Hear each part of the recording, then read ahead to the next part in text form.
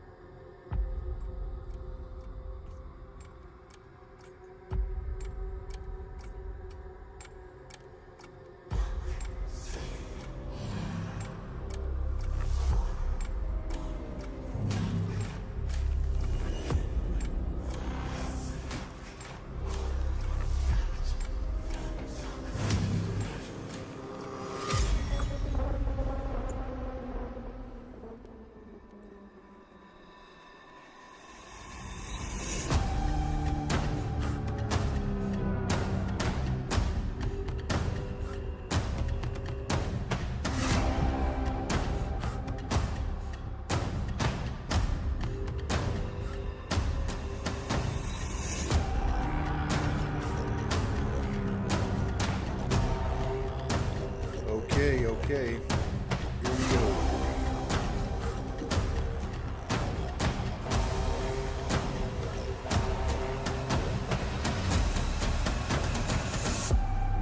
It is indeed 1911 time. That is a correct statement there, Chris Kirk. So here we are. We're live. Glad you're all here. We're going to go ahead and get right into it, man. Excited about tonight. We haven't been live on YouTube in some moons.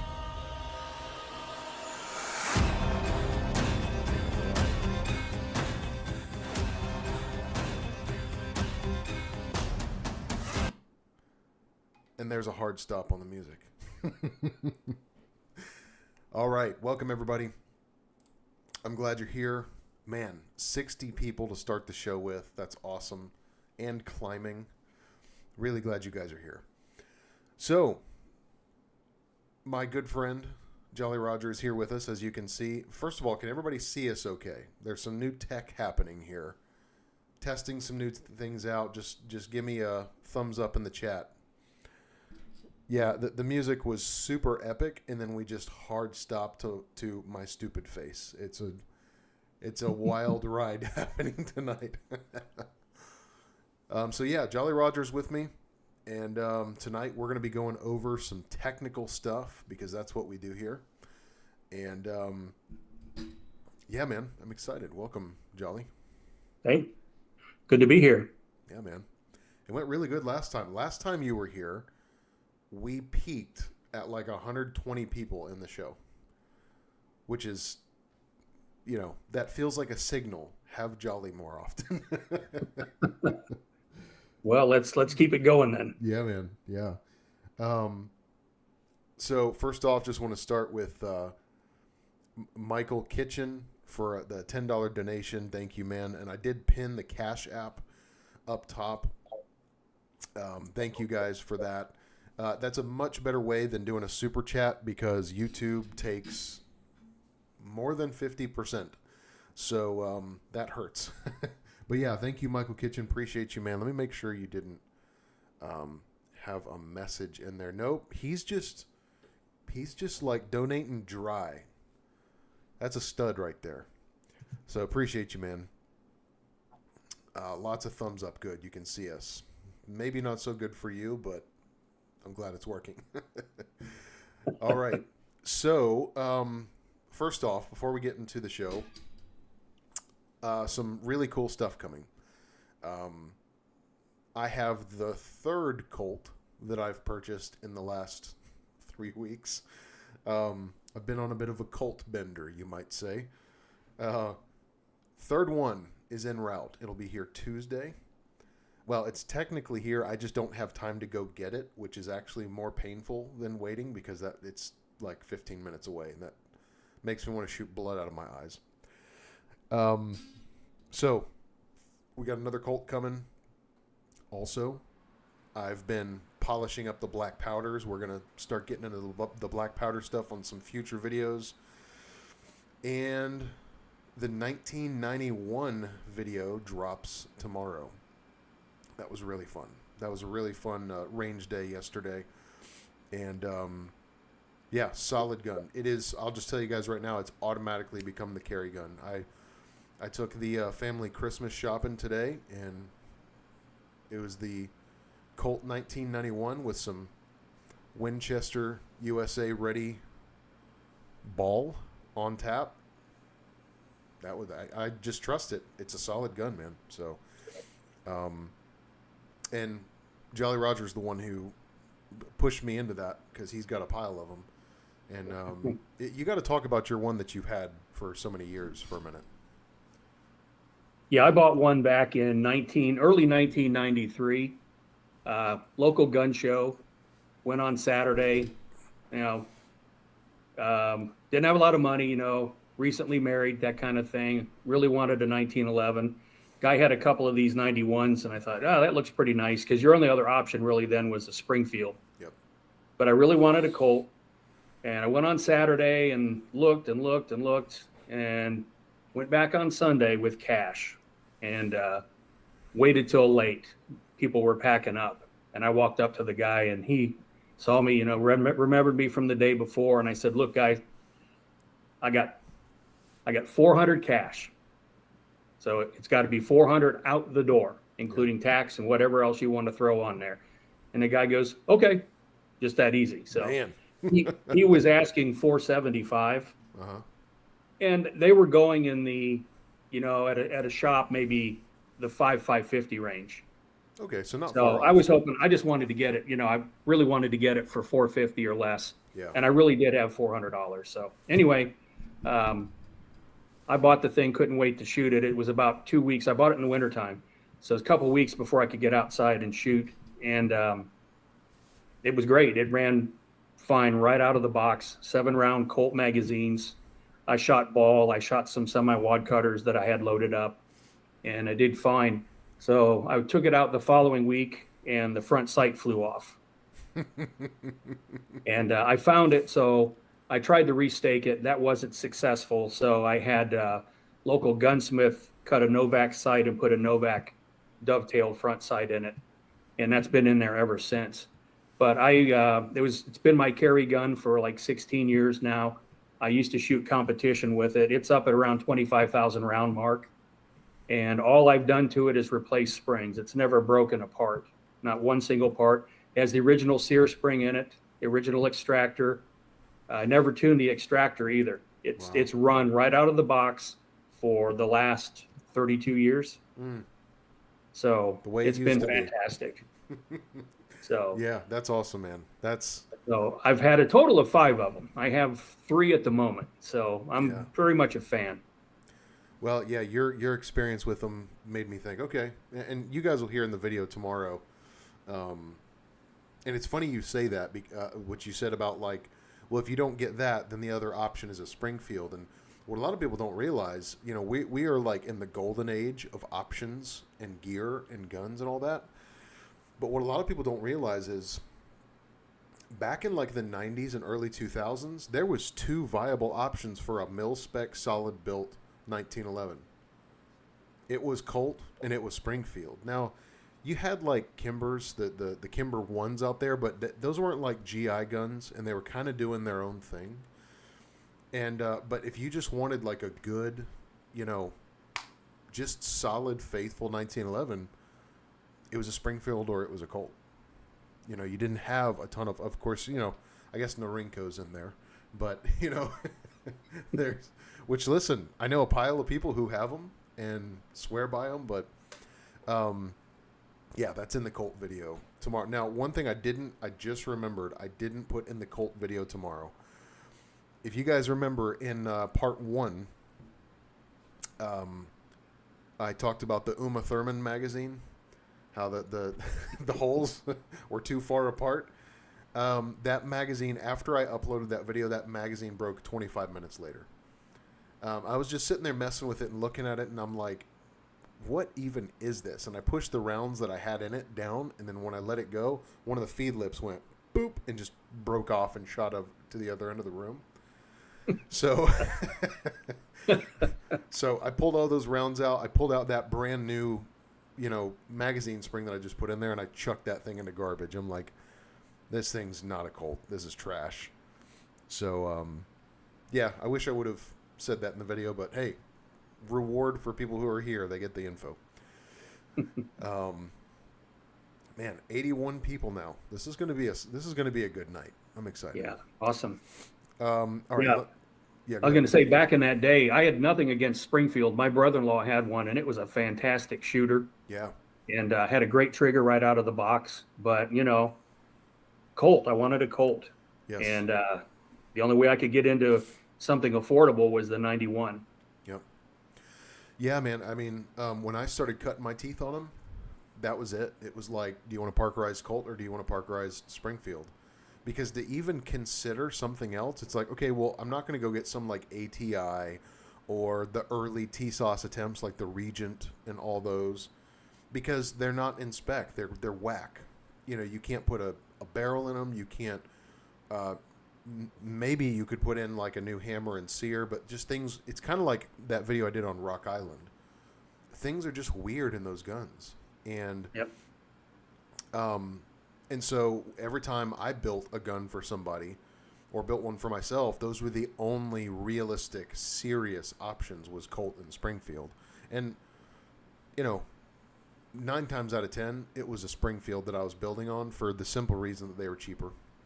That was really it. I mean, yeah. Colt has always carried that value in a way that Springfield doesn't. Now, I say that, but if you go for an early 2000s Springfield or even a 90s Springfield, they're just as expensive as anything else. They hold their value. And even like, my first 1911, which was a GI, man, that one, if you go find those, like, people are asking for a premium on them. So real quick, let's look at the chat before we get into tonight's content.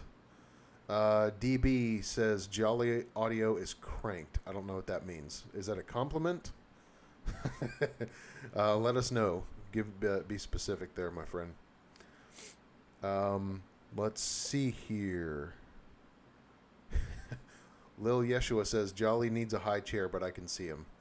He's fine. He's fine.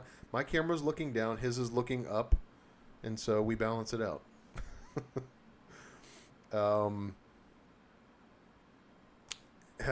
Thomas says, I'm collecting for an army.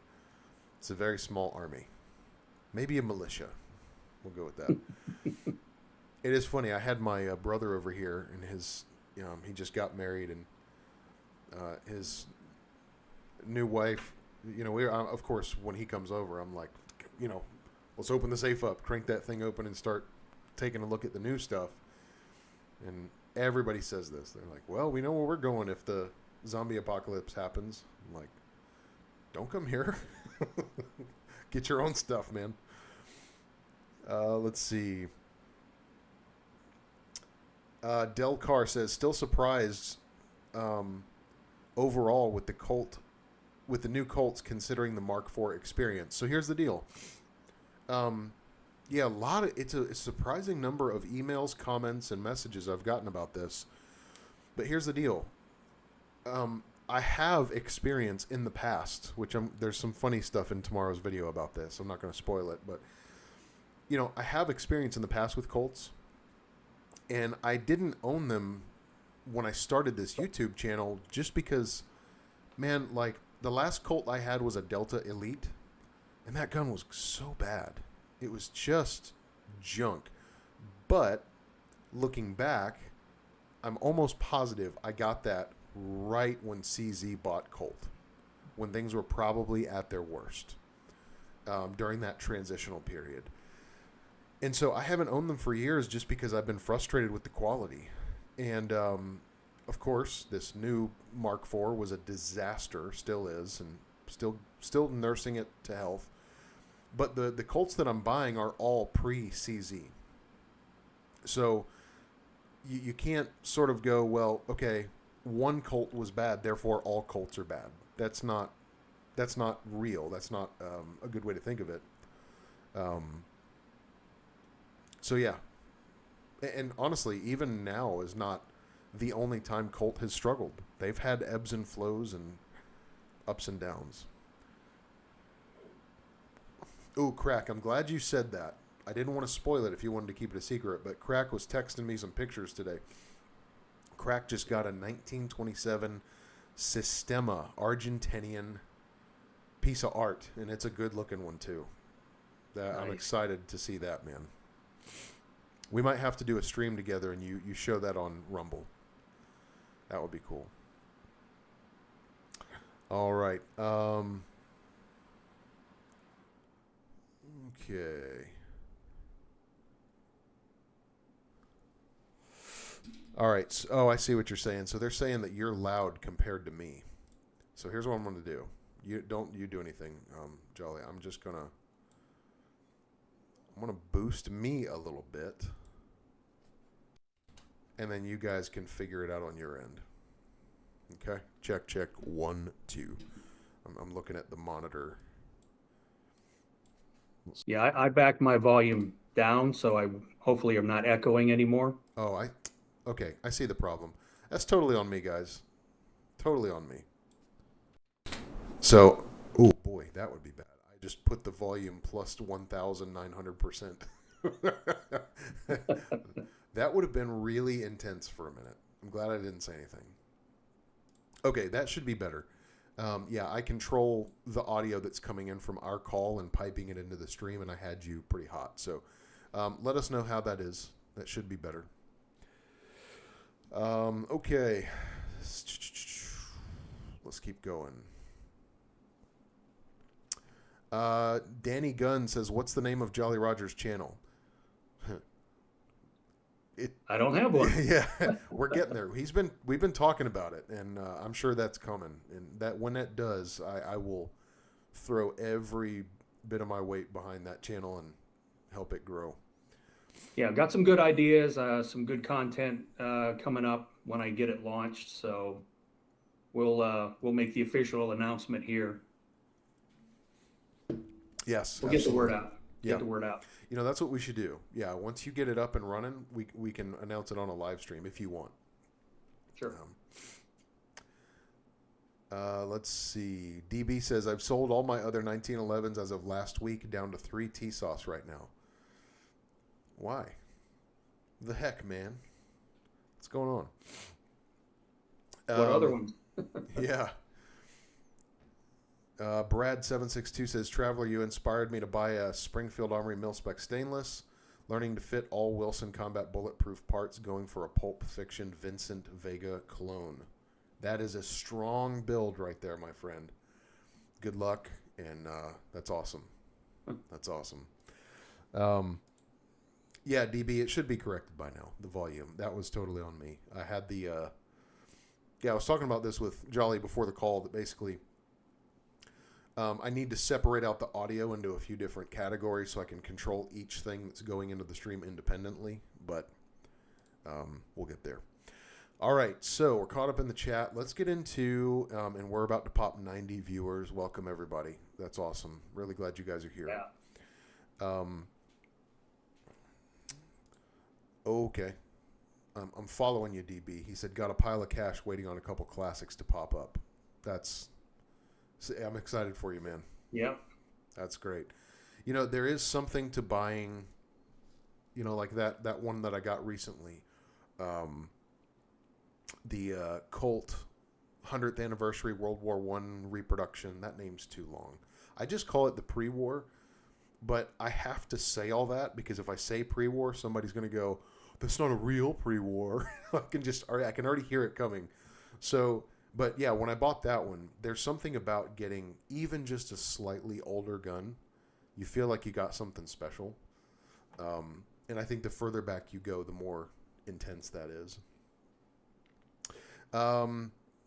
Delcar says, was there a mention at one point on doing a video on your friend's Springfield Armory Garrison? You got good memory, dude, because that's been like 3 or 4 months ago. Yes, I'm still working on that. I've got to pry it out of his hands first. So that's his main carry gun.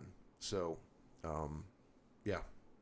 All right. So tonight we're going to be talking about lubrication,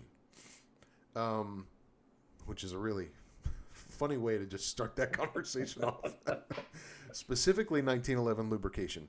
You know, I think we talk about this on my videos a lot, and I have noticed we're talking about it a lot one-on-one with people. You know, Jolly and I were just talking about it. Our Patreon has talked about it a lot, where you see certain people, let's just say, trashing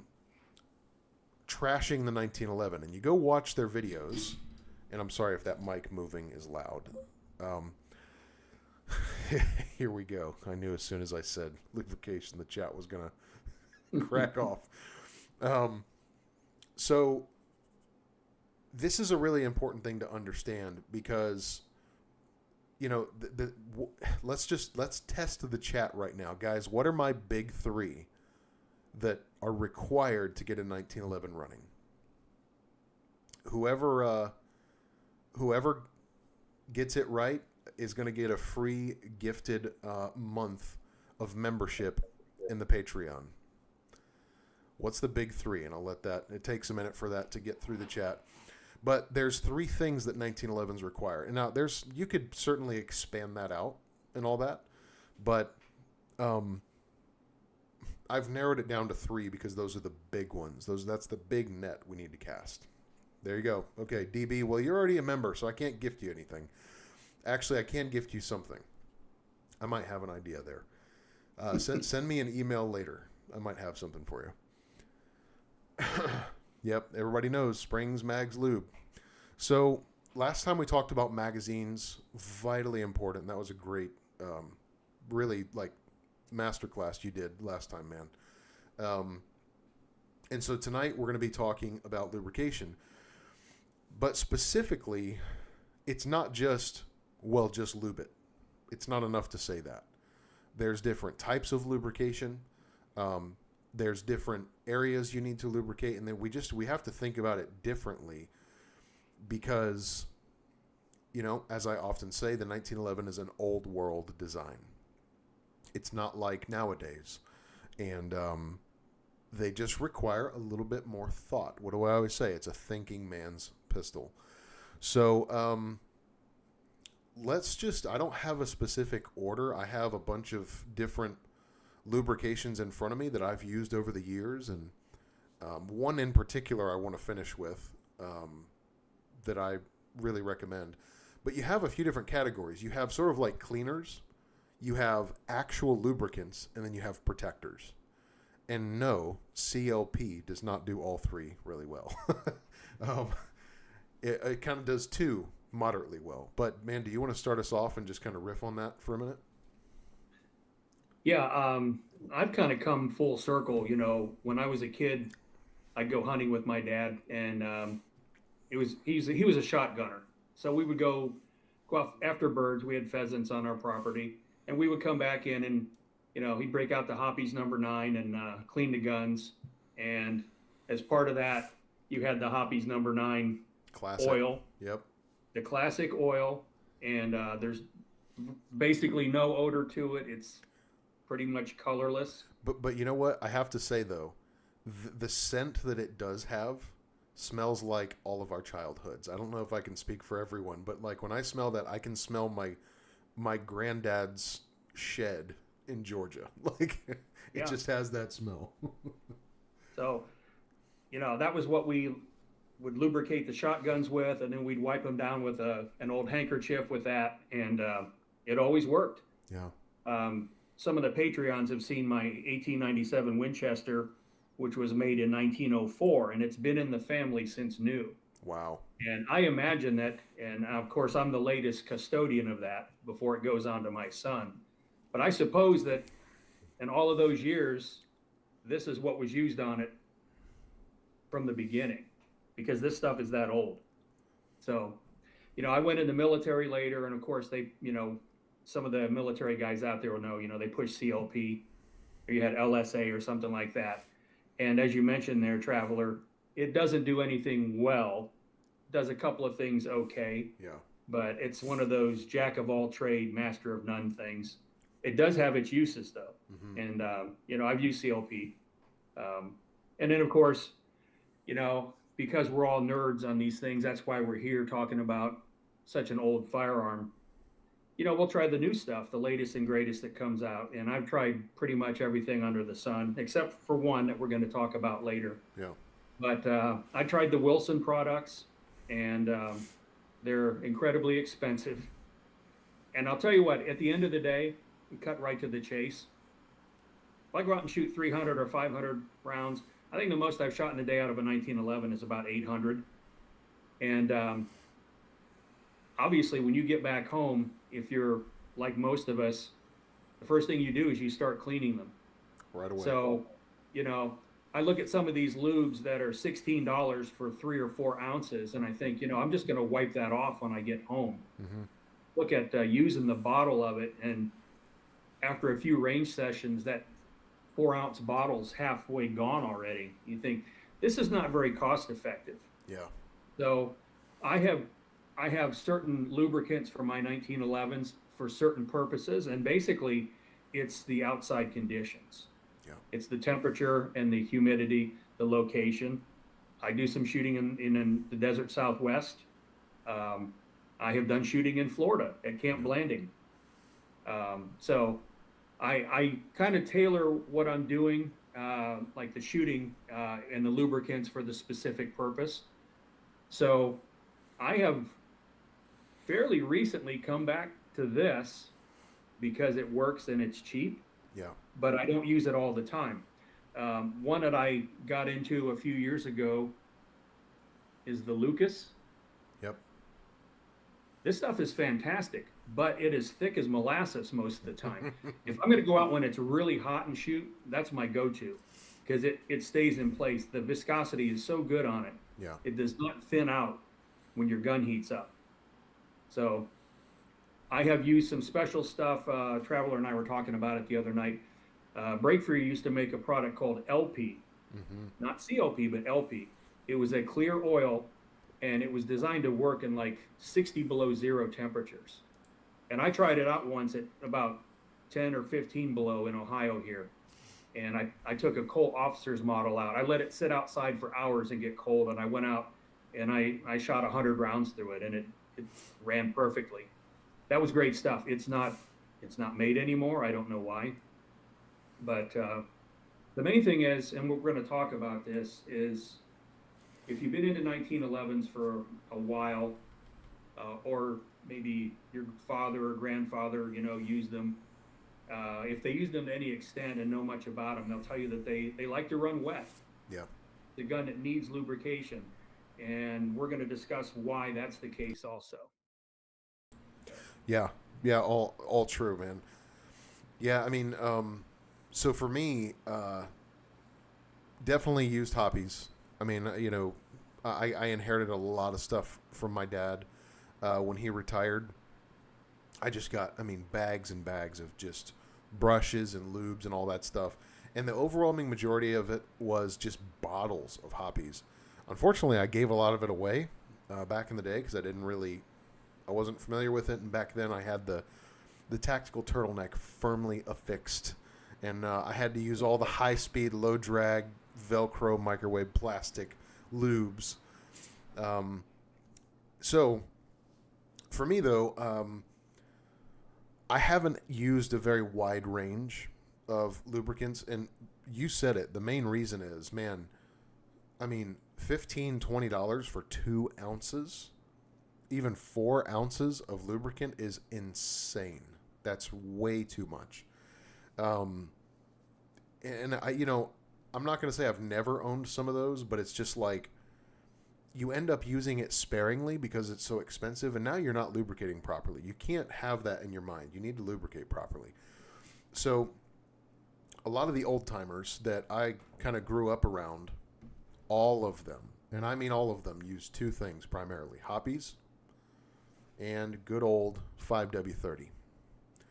Now, 5W30, if you're only thinking about lubricating the inside of the gun for shooting purposes, it's fantastic. And this Mobile Super, I mean, this is even an old label. The labels don't look like this anymore. I've probably had this for, I don't know, 12 years or more. And it is, let's see, what does it say? I haven't even used a third of it. and that's pretty wild. Well, let's see. No, I haven't even used a quarter of it. I barely touched it. And what I would do is I would buy these little oil droppers, right? And just fill those up, and that's how I would lubricate things. And primarily what I ended up using this for was pretty much everything that wasn't blued. And that's really important. So technically, I'm going to say some things that are technically true, but don't take this to like a super dramatic left field thought process, everybody, because it's not quite true. Basically, when you have oils that have detergents in them, they can technically mess with bluing. That's true. However, I have my first rifle I ever got when I turned 18 was a 22 long rifle. It's a blued and a nicely blued Remington 552 Speedmaster. That gun has been lubed with nothing but Mobil 1 since I turned 18. Almost 20 years ago now. The bluing looks fine. So I think it depends on what type of bluing and all those things, because here's the thing people get in their heads. I'm going to wipe this stuff on my gun, or I'm going to clean it, or lube my gun with this stuff. I'm going to wake up tomorrow and my gun's going to have dissolved the bluing. It does not work like that at all. Not even close. What we're talking about is over years. Maybe you'll get some streaking in the bluing when you apply LED lighting, or maybe it'll make the bluing a little bit more fragile, easier to wear. That's all true, but it's not this dramatic thing where you just put a solvent on your bluing. It's not like, what's the stuff? What type of acid is it? Phosphoric acid that dissolves bluing. You put phosphoric acid on bluing. That's a totally different story, right? So anyway, Mobil 1's great for, Glocks, anything plastic, AR-15s, pump actions. Nothing beats Mobil 1. I think I got this for like $7 at a gas station. I'm not even joking. And I've had it for all those years. I'm pretty sure before this bottle's empty, I'll be dead. So there's that. That's a great lubricant. Did you want to say anything on the 5W30 before I go to the next one? Yeah, I have a friend who has a Thompson, a real Thompson, and he's used 10W30 for the last probably 35 or 40 years to lube that Thompson, and it's blued. Yeah. And it has not noticeably affected the finish at all. Yeah. There you go. I think you'd have to have like that intense LED lighting, but we've had that gun out in bright sunshine and it looks fantastic. That's what I mean, man. This is the problem: is people will search this concept and they'll get on a forum and there will be one guy who said a thing, not confirmed, no pictures, no real controls in their testing. It's just like my brother's big toe had this thing happen once, and then people just take off with it as fact, and that's just not how it works. All right, let's get caught up on the chat really quick. All right. Everybody wants to know what we think about their preferred lubrication. We're not going to do that. We'll be here all night. And we are at 103 viewers, which is awesome. Fantastic. Yeah, that's great. Thank you guys for being here. Yeah, we can talk a little bit about them. Yeah. Like that obviously only the ones that we've used. Mm-hmm. But the circle has gotten smaller with me. Yeah, me too. Yeah. So I've really, we'll get to. I'm kind of down to 2 or 3 at this point. Especially with the channel, I have to start being really efficient with how I purchase things, or else this thing's gonna bankrupt me. So, lots of people saying, Lucas, Balistol's a lot in the chat, quite a lot. Let's go ahead and talk about Balistol. Yes, I've got my can with me here as well. Yeah. Okay, so here's the deal. You can't talk about Balistol without talking about Rem Oil because they are direct competitors. There you go. You've got the better bottle too. These new ones, they put terrible nozzles on them, and they sort of like they spray the lubricant out of these bottles like a newborn throws up. They sort of just one good pulse and then just leak. and, it's very frustrating. It's like, come on, Remington, do a better job there. All right, so let's start with Rem Oil, because I do want to get to Balistol. I've been using Rem Oil from the start. In fact, I'm pretty sure the first lubricant I ever got, before I even got like any proper lubricant, was Rem Oil. And so this fits firmly in that category of clean and protect. It does not lubricate. It's far too thin. It does not resist the heat well at all. It doesn't like friction. It doesn't like to get dirty. Anybody cleaning or lubricating their guns to shoot with Rem Oil, it's not a high volume oil, right? Now, Rem Oil is great. And this is one of those things where it's mostly a theory. There's not a lot of proof. But Rem Oil, some have said that it can affect really old blued guns. Now, if it's like a really good, newer salt blue, those are really sturdy and really resilient.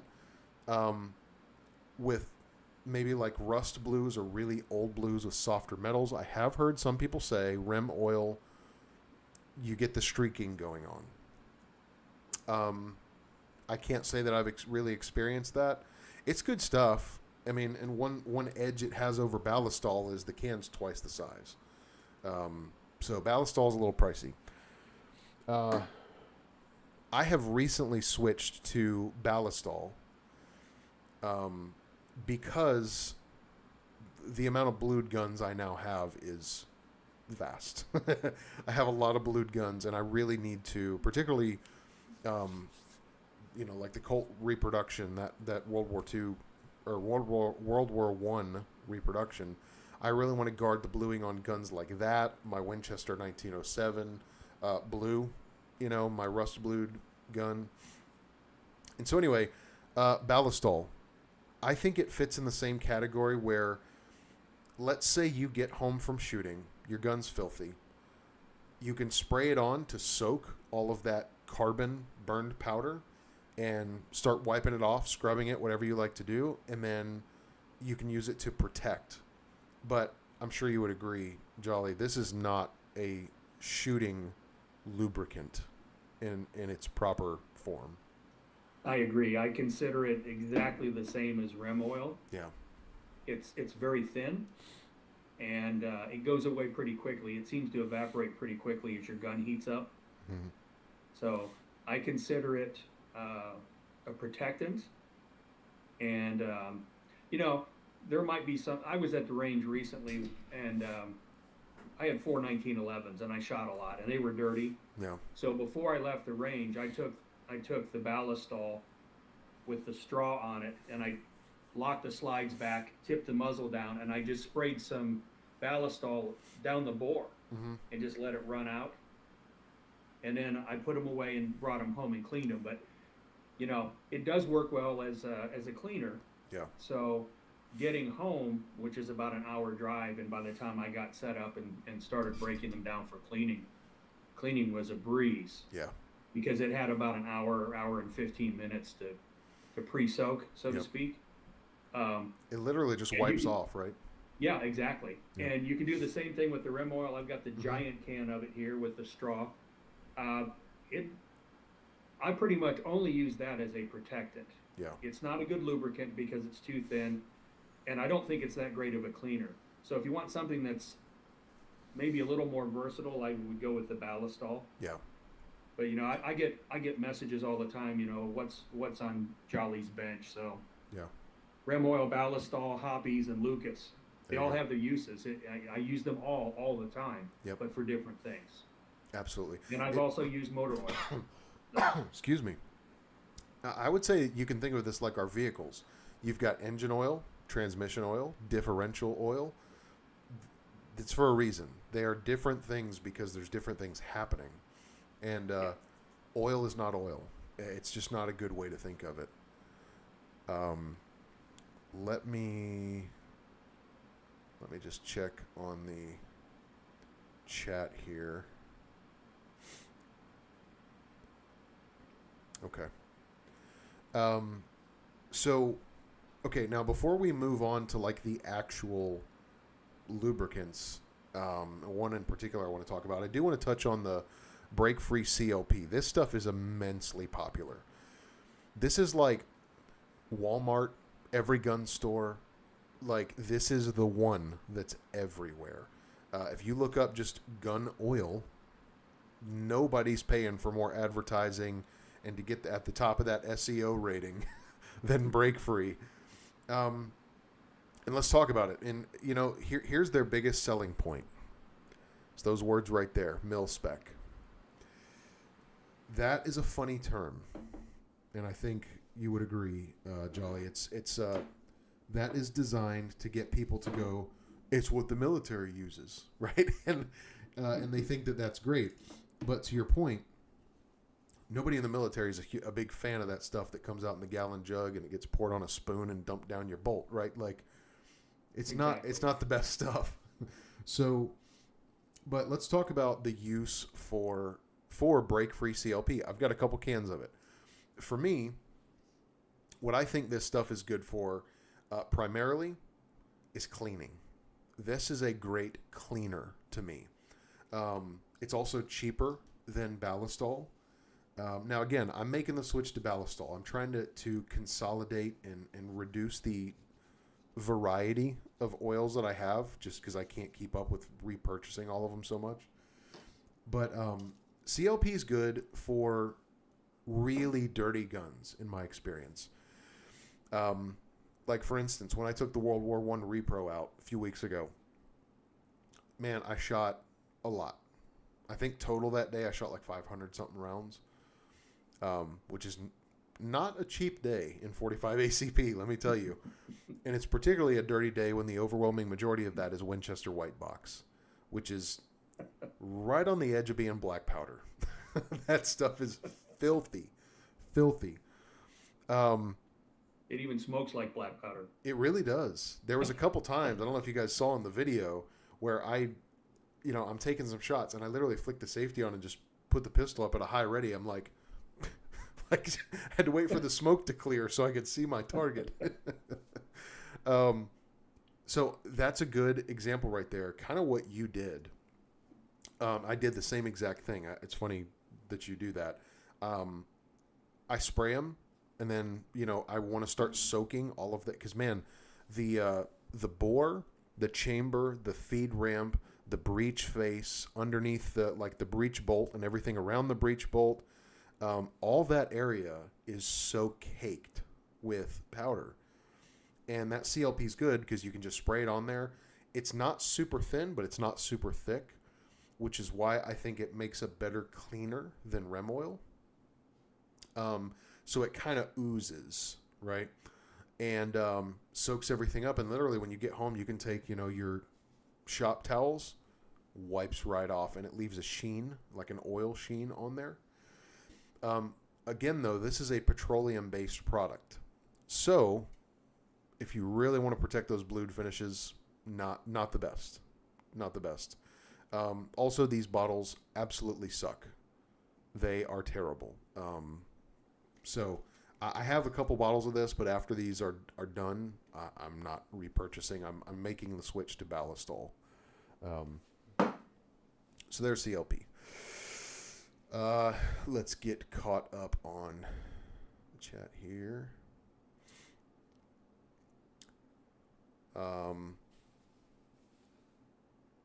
I see some comments, some military guys talking about See, with Galveston County Mike, break free and nothing else, Marine Corps policy. There you go. Yeah, I served in two different branches of the service, and it was break free. That's all we had. Yeah, and what mil spec usually means the lowest bidder. Like It does. That's really the fact of life.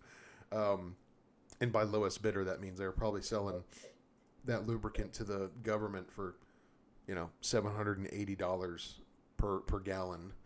Some absurd number. Let me make a quick comment along those lines. My last career field, when I was in the Air Force, I was in aircraft maintenance, and our age guys, that's our ground equipment guys, everything that ran on diesel engines, everything that was diesel powered, they used conventional 1540 diesel oil, right? Just basic dino juice, mineral oil, however you want to term it. And it was recycled 1540. Oh boy. With the mil spec. So they actually were recycling used motor oil, re-refining it, and we would get 55-gallon drums of it, or they would in their shop. Yeah. With, the mil spec for whatever that called for 15W40 diesel oil. Wow. So, yes, lowest bidder, and it had the mil spec, stenciled right on these 55-gallon drums. Yep. But it was reclaimed, recycled motor oil. That's wild. So, yeah, lowest bidder, Yep. Remember, they buy things in bulk to get it cheap. Yes. Doesn't necessarily mean it's the best of whatever the product is. Yeah, it's a fact. Well, that's why too. Like people, and look, I totally get it. I understand the mentality.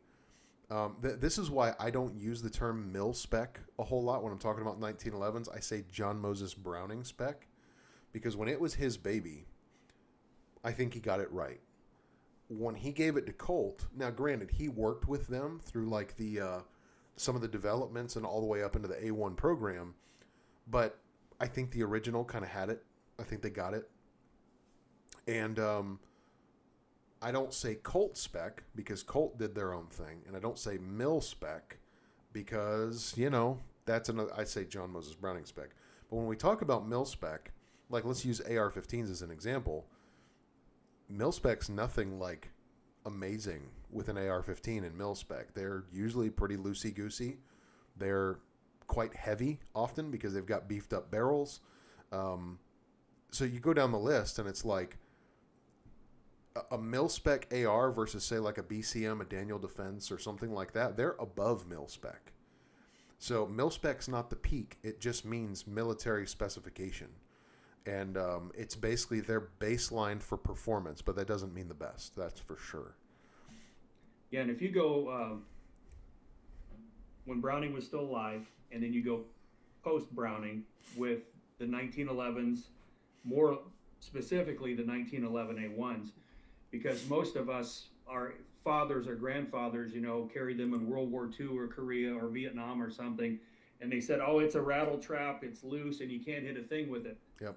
That's the mil spec. They Yes. were designed to be like that. That's right. They were fitted more finely and precisely very early on. Obviously, when you talk a real pre-war, talk about the finish they had. Yeah. One of the first changes the Army wanted was they're too shiny. You got to cut the gloss off of them. Yep. They were so well made in every respect. But if you look, especially like a 1911 A1, they're loose. That's the mil spec on a 1911. Yep. Very crude. And the custom market for 1911s, especially in the 50s and 60s, when you had, your gunsmiths, I'd say Swenson, for instance, those guys started tightening up all of those specs and getting the guns tighter to get more accuracy. But the mil spec, if you will, on the 1911, we could go into the actual numbers of how they were machined and what the tolerances were, but they were designed to be loose because they needed to run in all conditions. That's right. It was the mil spec, a loose gun. So. That's something we should do.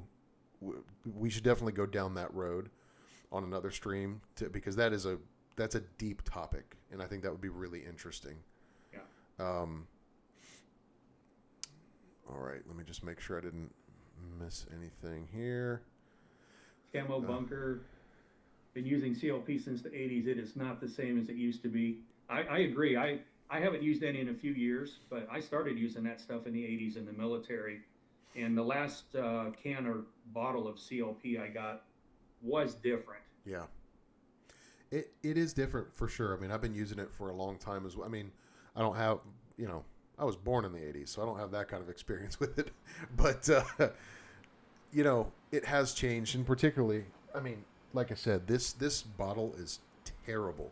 So I literally just, if I just very gently, the top pops off with way too little effort. You'll be going to like try to spray it, and the lid will just flop off and go on the floor. And then it has this stupid straw where like you bend it up. It doesn't matter if it's all the way up or all the way down.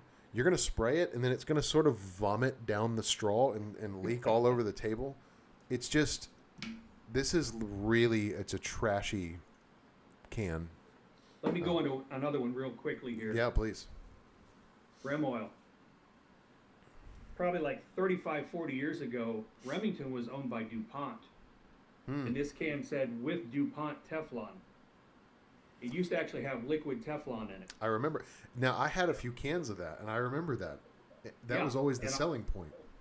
Yeah, it was the selling point for me because I thought, oh, that, as far as, you know, if it's in suspension as a lubricant with whatever they were using as an oil, that's got to be good.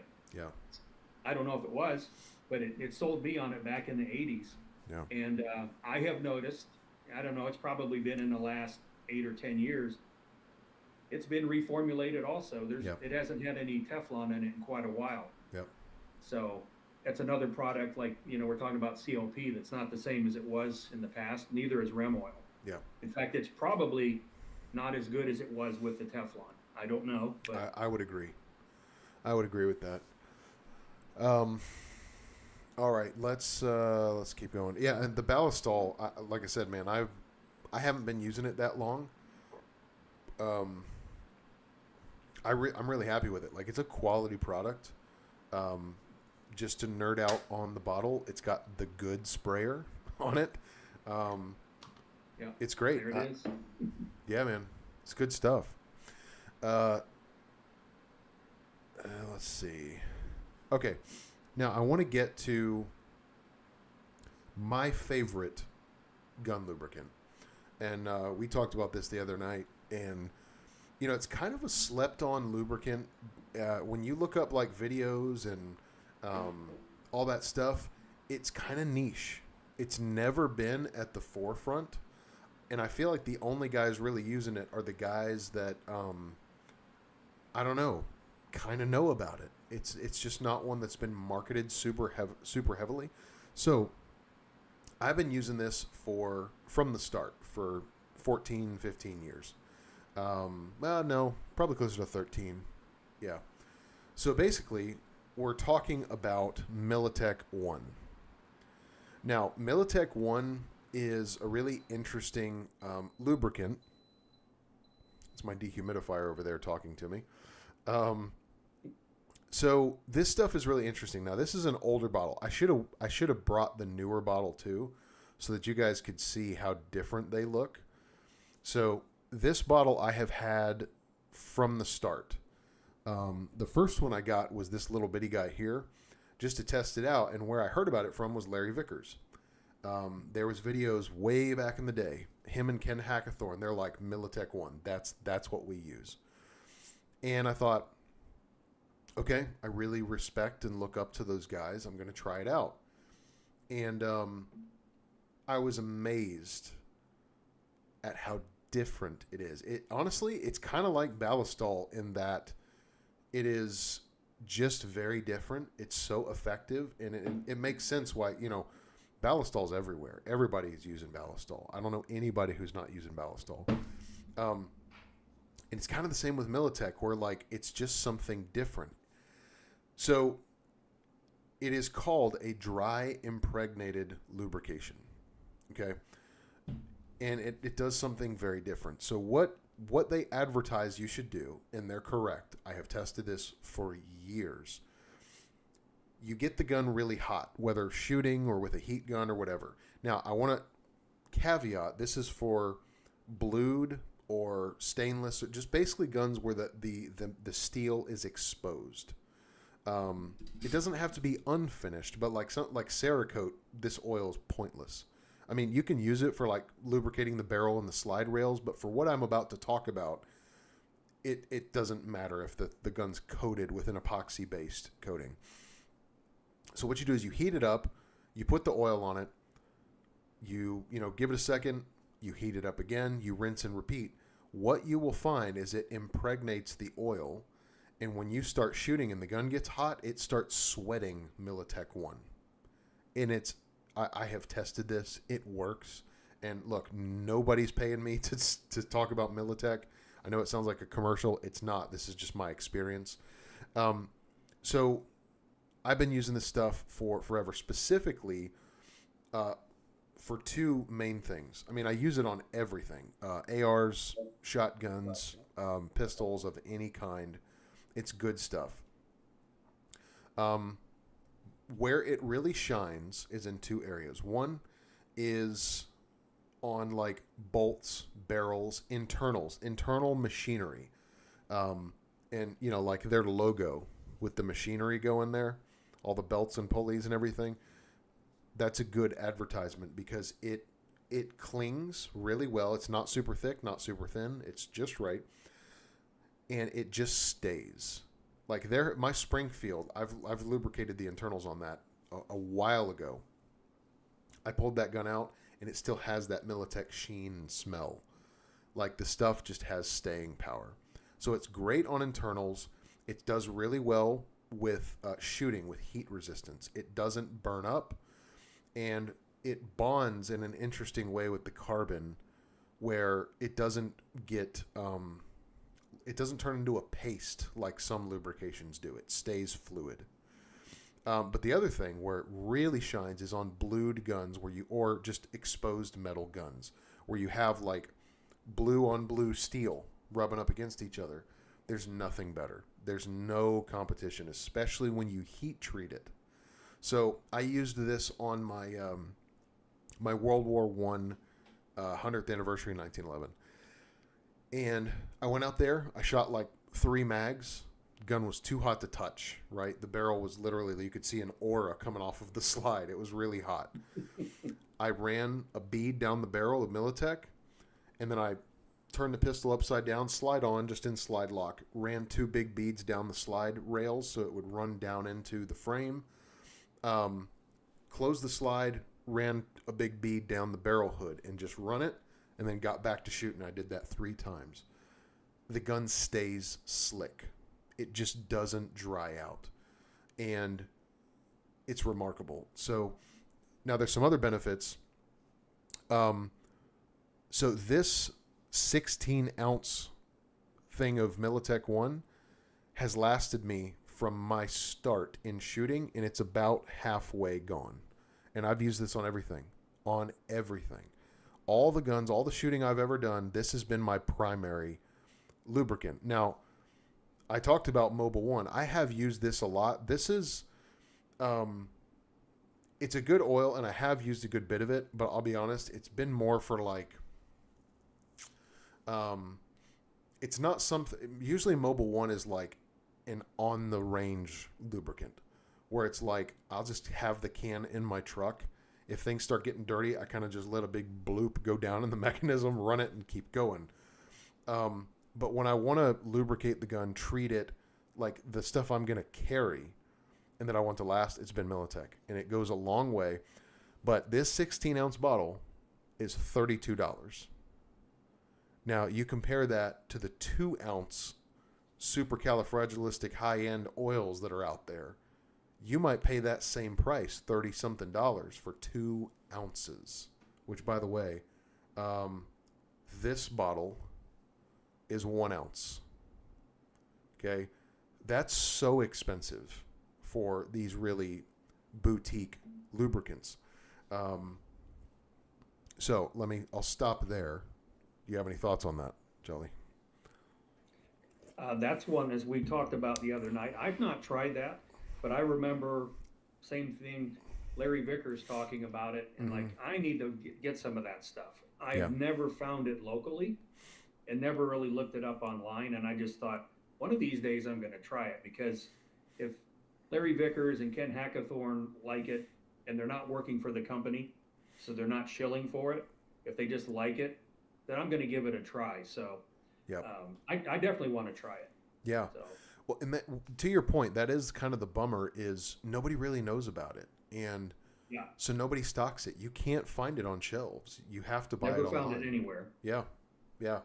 Um, Even like gun stores that are owned by guys in the know and have some boutique lubes in there, I've never seen it on a shelf. I've only ever ordered it online. Yeah. All right, let's see here. Let's check up on the chat.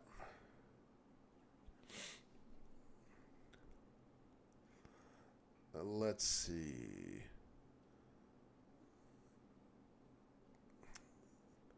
Yeah, I had motor. A lot of people talking about motor oil. Yeah, it works. It does work.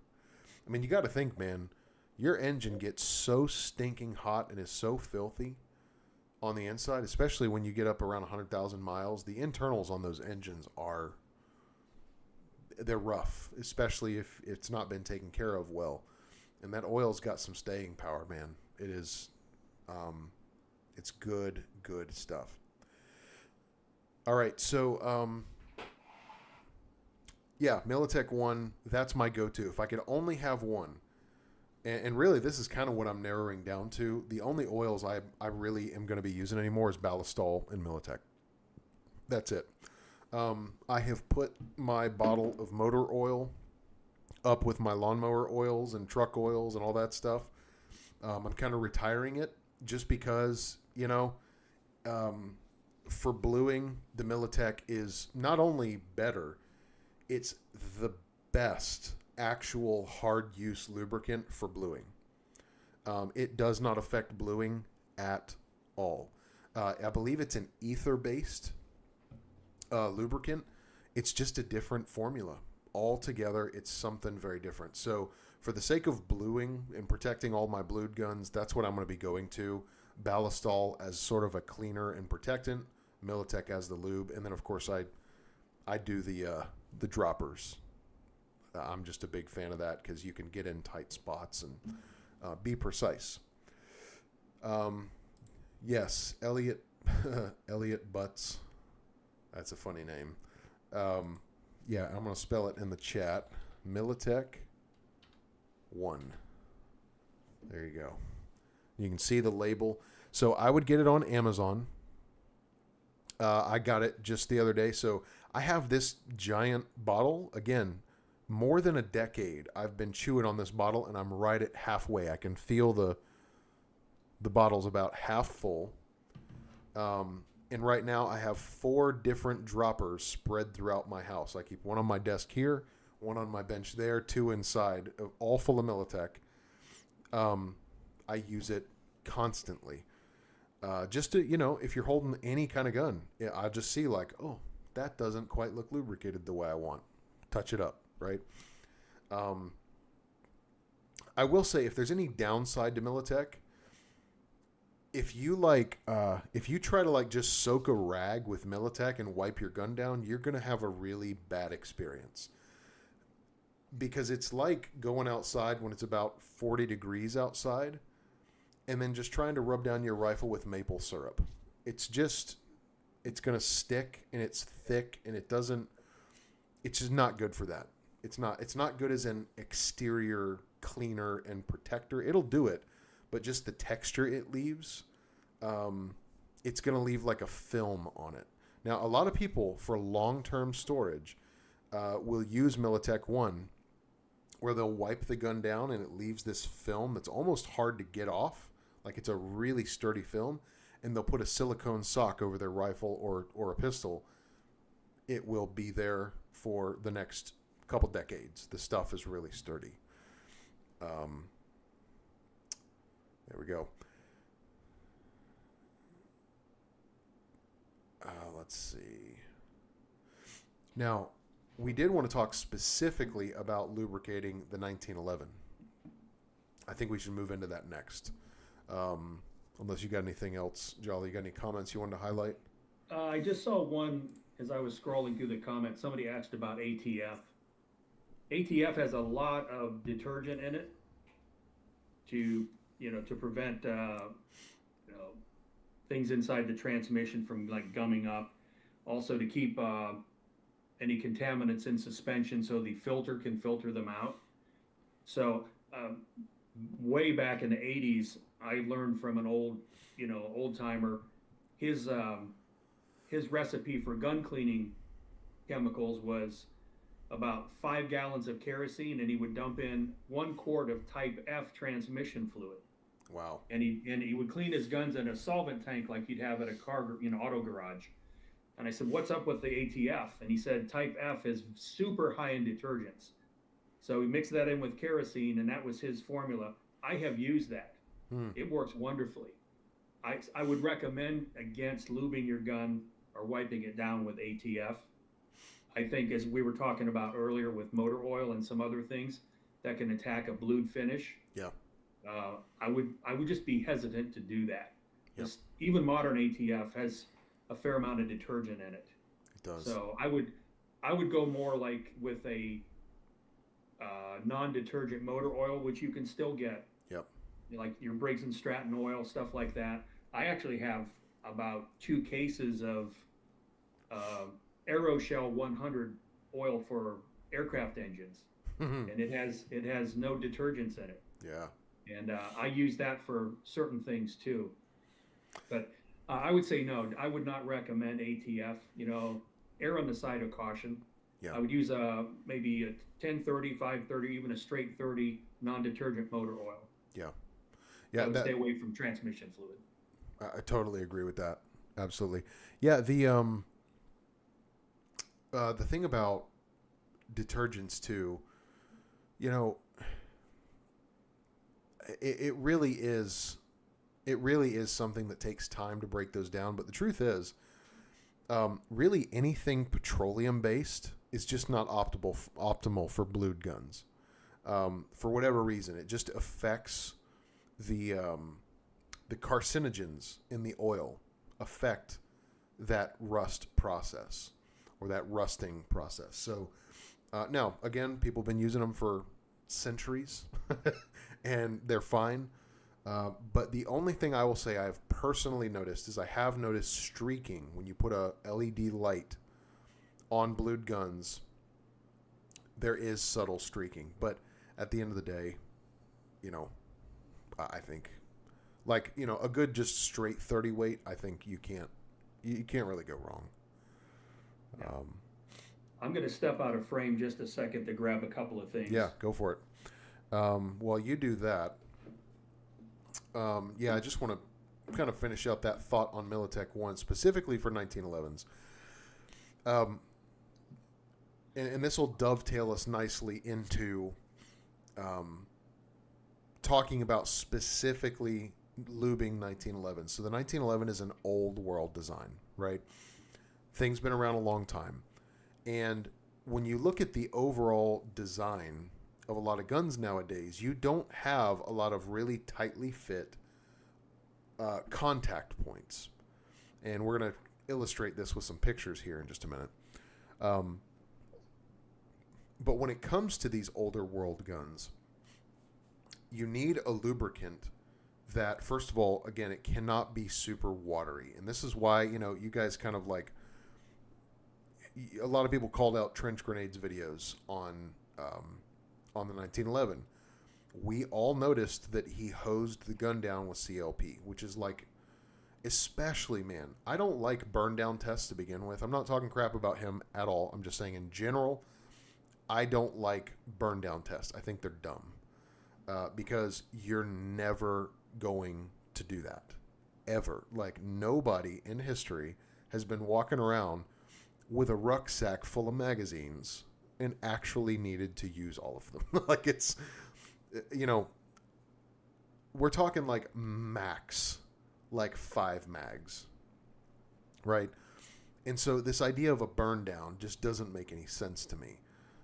But if you were going to do a burn down, you might as well lube the gun with water, because that stuff, in fact, I would recommend you guys do this test yourself. If you have like an old frying pan you don't care about, a pot, even use a spoon. It's going to look like you're doing drugs, but you can use a spoon.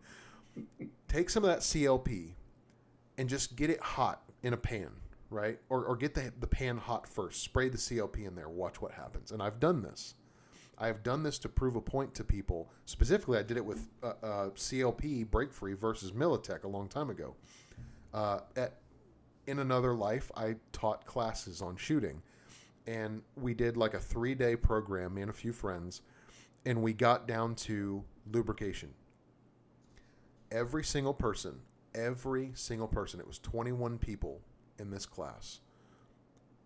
All of them were using break-free CLP as their lubricant. You know why? Because that's what the gun store sells. That's just what everybody sells, right? And so we did a little test. We had a frying pan with an electric burner. You got the thing smoking hot. You spray that CLP in there. It sizzles, and it's gone. Right? Doesn't last long at all. Put a glug of this out of this very bottle. I put a big glug of Militech 1 on that pan. It did some things, but it sat there through the whole explanation that the oil doesn't just burn up and disappear, right? Eventually it does. But anyway, if you're going to use any type of lubricant for some silly hardcore test like that, CLP is like the last one you want to use. I mean, honestly, if he would have put a spoonful of Crisco in that pistol, he might have had better odds. It's just, the stuff just is not good for that kind of thing.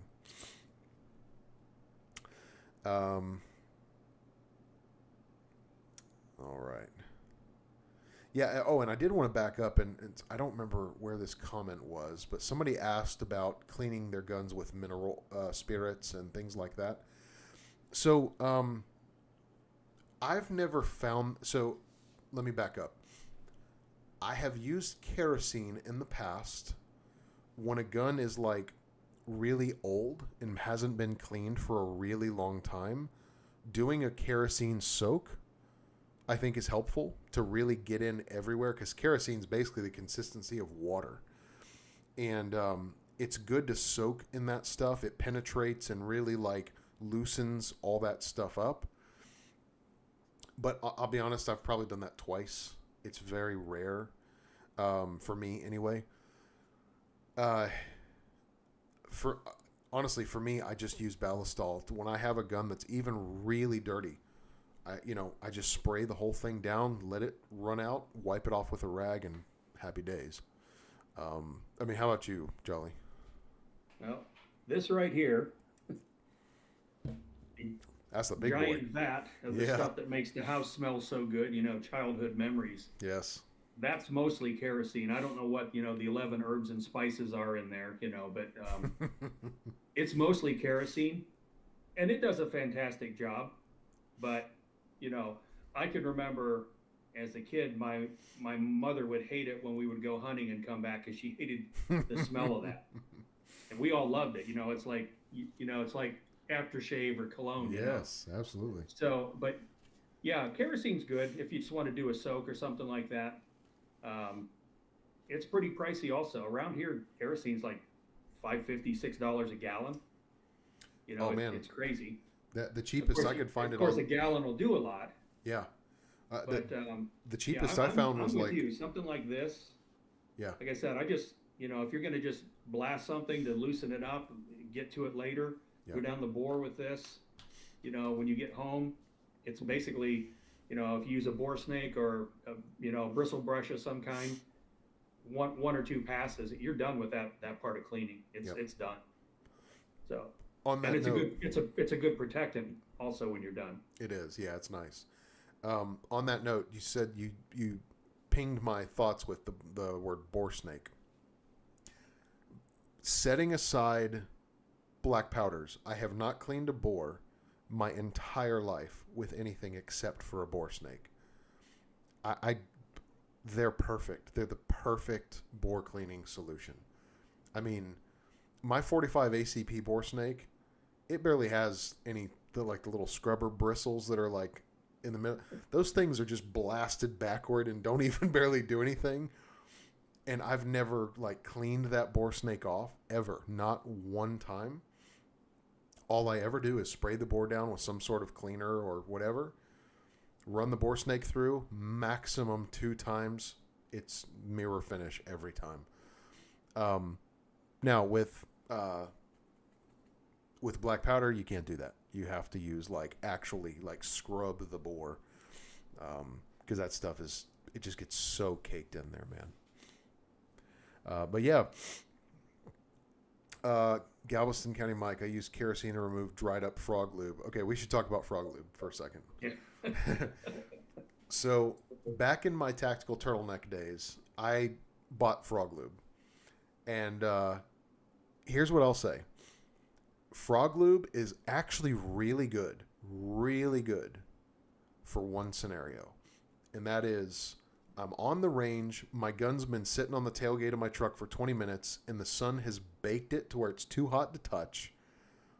I pick it up, I squirt a bunch of frog lube down into the bolt and run it for the day. It actually works really well. It's actually quite a good lubricant. As soon as you get home and put your rifle in the AC, 20 minutes later, it turns into Elmer's glue. It's paste. They advertised that it was like this great storage lubricant. I'll never forget, man. I applied frog lube on my first 22 that I had, and I'll never forget taking that thing out after months of it being stored with frog lube. I pulled the bolt back and let it go, and the bolt just went and just slid forward like it was in slow motion. And I was just like, that's bad. that's dumb. So anyway, frog lube sucks. But did you say you've used it before? No, I never have. Okay. No, I avoided that one completely. It just didn't seem like something that I would like. And everything I've seen about it since from other people, I was right. I would not have liked it. So it's no good. Would have been a waste of money. Yeah. Yep. Now, I will say, the one thing I really liked about frog lube is their bottles. It had like a miniature little spray trigger. I actually really like that. That was nice. All right. Chinese chicken. Man, all this talk about chicken's making me hungry, man. Bore snakes are good for pistols. I've heard of them breaking off in rifle barrels. That has never happened for me. I have a Ziploc freezer bag full of probably 15 different calibers of bore snake. I've been using, that's all I've ever used my whole life, my entire life. For 270s, 30-06s, 308s, 7.62 by 51Rs, 9, 40, 45, 44, 40. I mean, you name it. Caliber after caliber, pistol, rifle. And some of these, I have used the wrong caliber bore snake. And it's way too tight. And so I will literally just wrap my hand up, get a bunch of that string, and just, pull it through. I can't break them. I've never broken a bore snake. And I've done really irresponsible things with those bore snakes. 406 Mike says, frog lube will screw up a good hunt in Montana. That's funny right there. That's funny. All right, so let's go into specifically lubricating 1911s. And Jolly, I'm going to give you the floor on this to start us off here. Sure. Let me find the pictures that we talked about earlier. I'm in the wrong folder. Okay, so do you want to start with the Glock or the 1911 picture? Let's start with the 1911. Okay. All right. Everybody can see that. That's up on screen. Can you see it on yours? I cannot see it at all. So. Okay, so yeah, basically on screen is a 1911 frame, just showing the slide rails and everything. Okay. It's a picture of a Brownells frame. Okay, I've got it. I'm going to look at it on my phone. There I you got go. my phone open at the same time. Awesome. So what I wanted to talk about was I've been asked this a lot over the years, is like, why do 1911s have to be lubed, period? Because people that shoot Glocks and other striker fired guns, more modern guns, some of them, they don't lube them at all, or they just leave the little copper paste on there till it's gone. And a 1911, basically, it needs to be run kind of wet. Now, you shouldn't have spots flying on your shooting glasses, but it needs to be well lubed. And if you look at that frame there, look at the length of those frame rails. And imagine also that where those fit in the slide, you've got a very large contact area. There's a lot of friction there.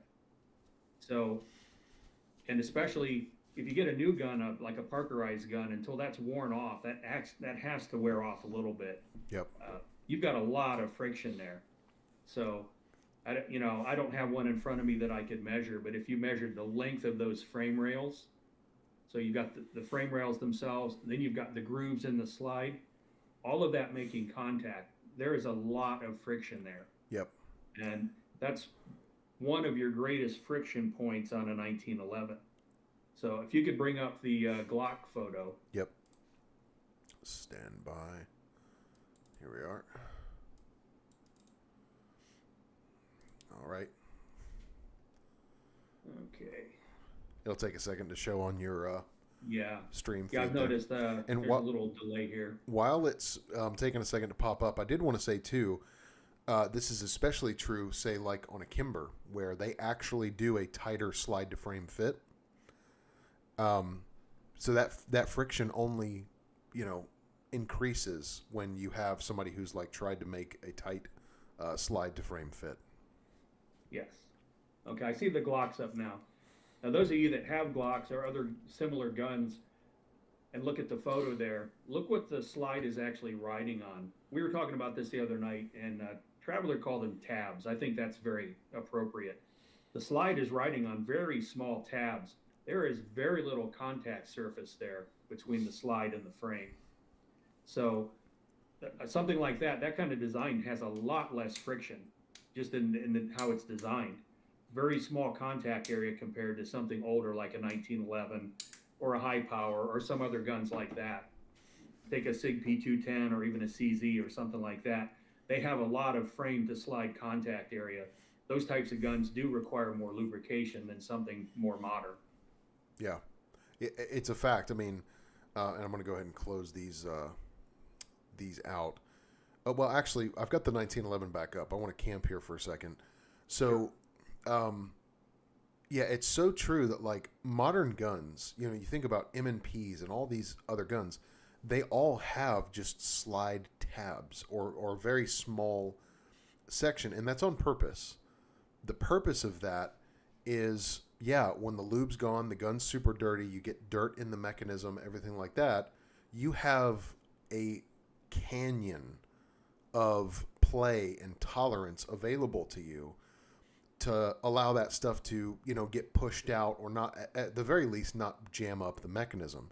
Whereas on the 1911, it's not only the rails, but the top of that slide, that frame, rather, is in contact with the slide. So you have 4 different surfaces that are in friction with each other. You have the internal of the slide rail, you have underneath the upper portion of the rail, you have the side, and then you have the top.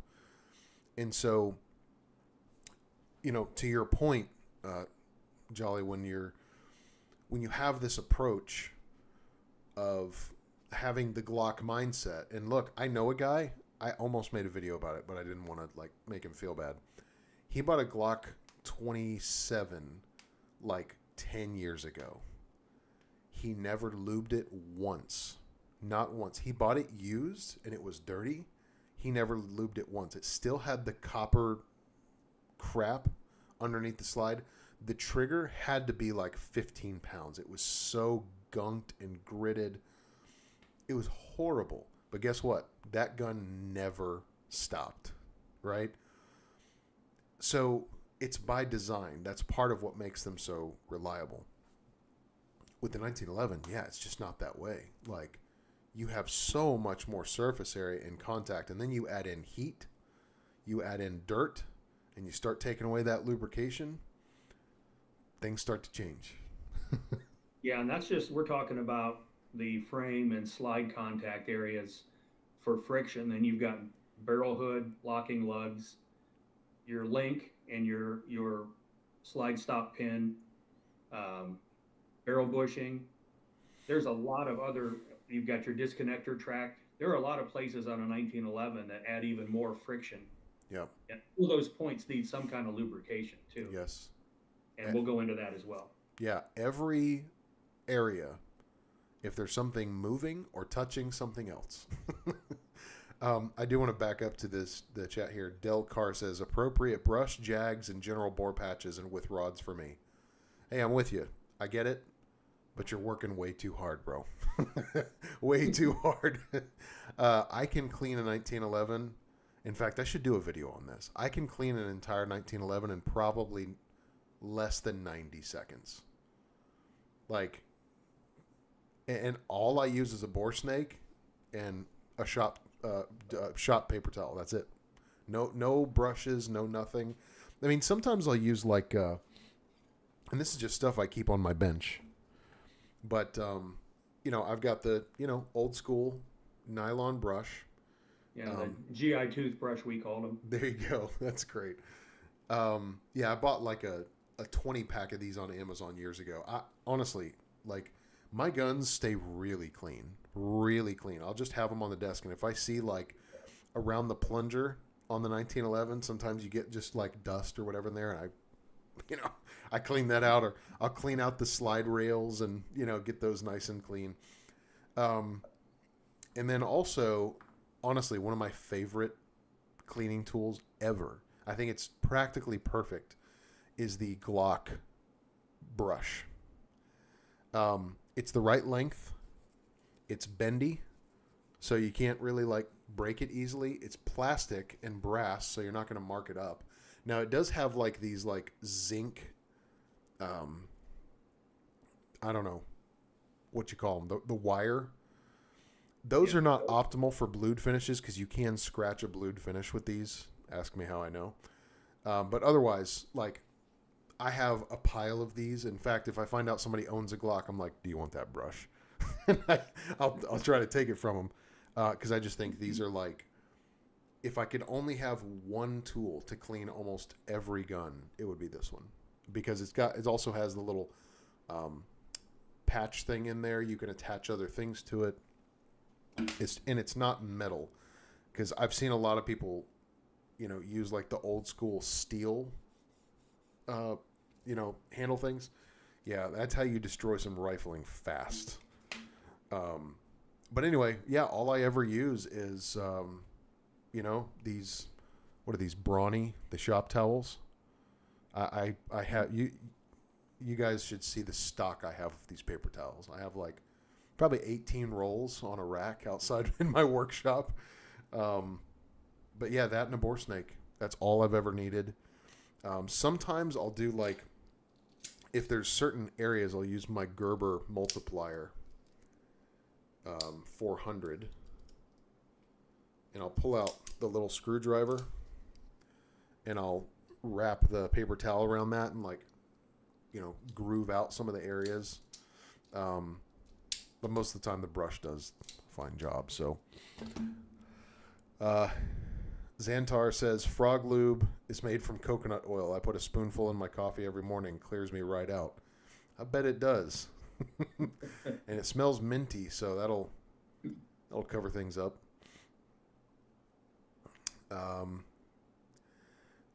MT Mind 69 says, you should do a video on how you clean and lube the 1911. I have. That one's out there. I may do another one, though. And I kind of want to do it after I've gone shooting and the gun's really dirty, so everybody can see, like, my whole process. But, yeah.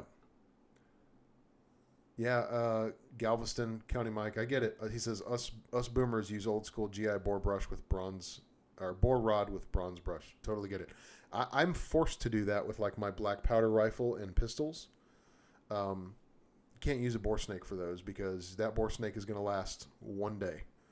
That black powder is going to get in there, and I mean, you might as well wipe your rear end with it. It's not fun. Bore snake for the win. Totally agree. I saw a comment from Matt. There it is. He said, get those for free at work. Clean medical equipment with them. Heck yeah. Are you talking about these, the GI toothbrush? That's mine now. I'm going to say that now. Yeah, I love them, man. It's fantastic. Little tool.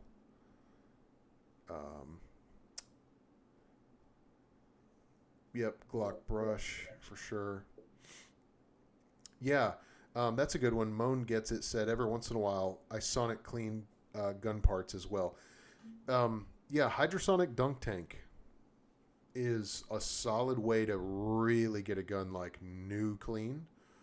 You just got to be careful with those because I have thrown a bunch of parts from an AR in a hydrosonic dunk tank, and as soon as the guy turned it on, all the cheap plastic parts dissolved into liquid. And I was like, here's a fun way to find out that your Knight's vertical foregrip is a fake. Put in a hydrosonic dunk tank. And it turns into liquid. Yeah, I see Matt's on board now. Good evening, Matt. Hey, Matt. How you doing, man? Wyoming Gun Project's in the house. Yeah, I once have a buddy that has a Norinco 1911, and he'd had it 25 years and had never completely field stripped or detailed stripped it. Never. Oh. Didn't know how to do it, so just didn't do it. And he had one of those ultrasonic Harbor Freight cleaners. So I showed him how to break the thing down, and we put it in the cleaner and just let it sit there and boil and bubble and trouble and took it out. And it was amazing how dirty it was, and it still ran. Yeah. And I know that we've got a couple people in the chat right now that have those. They're incredibly reliable. Yeah. But that thing was sweet after we got done with it. Thoroughly cleaned it and put it back together. But yeah, that's my only experience using one of those was on a Norinco 1911. So. Yeah, we should touch on that too. That like, 1911s are not sensitive to being dirty. They're sensitive to being dry. Yes. Absolutely. Because I have run some 1911s. I mean, filth. Probably the most I've ever fired in one day is probably like you, about 800 rounds.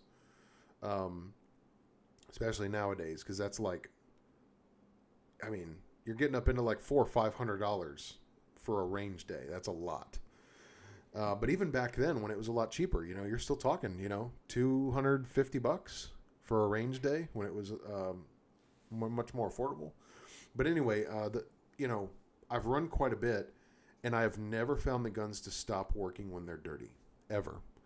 It's only when they get dry. But see, again, back to the Militech 1, when I started using this stuff, the gun would just get dirtier and dirtier and dirtier. But as long as all that crap in there was wet, the gun doesn't care. I mean, you have to shoot a lot to really get a 1911 to stop working from grit. I mean, here's a couple examples. I've got two. One is that Colt 1991. When it showed up, it was bone dry. Literally the only lubrication it had last was somebody's sweat. Okay? It's just so gross. That thing was a freaking staph infection waiting to happen. But when I took the gun out and ran the action, checked the trigger, everything worked, and it was bone slap dry, literally covered in rusted over sweat, and it still was functioning, and still dry fed rounds, by the way. And then the other example was a very similar story. This guy emailed me recently and was like, "Hey, I've been shooting this 1911 since 1960 something. And he's like, I've never taken the frame apart. I'm like, did it stop working? He's like, no, I just watch your videos, and I figured maybe I should clean it. I'm like, That's crazy, man. That's crazy. Like, I'm so meticulous. I try not to strip them all the way down to pins too much.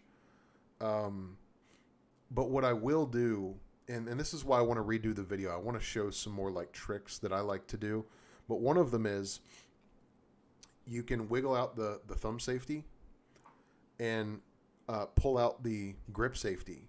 And now the internals, the important heart of the pistol is exposed. You can see, your sear, your disconnector, your leaf spring, everything, all the engagements. And if you wanted to, you could just shoot a bunch of lube in there and that would get it done. But what I do is that's where I use the dropper and I get real surgical. I get in there and re-lube it. And if you do that, you pretty much, I would say it's safe to say never have to take the gun apart again. I do probably,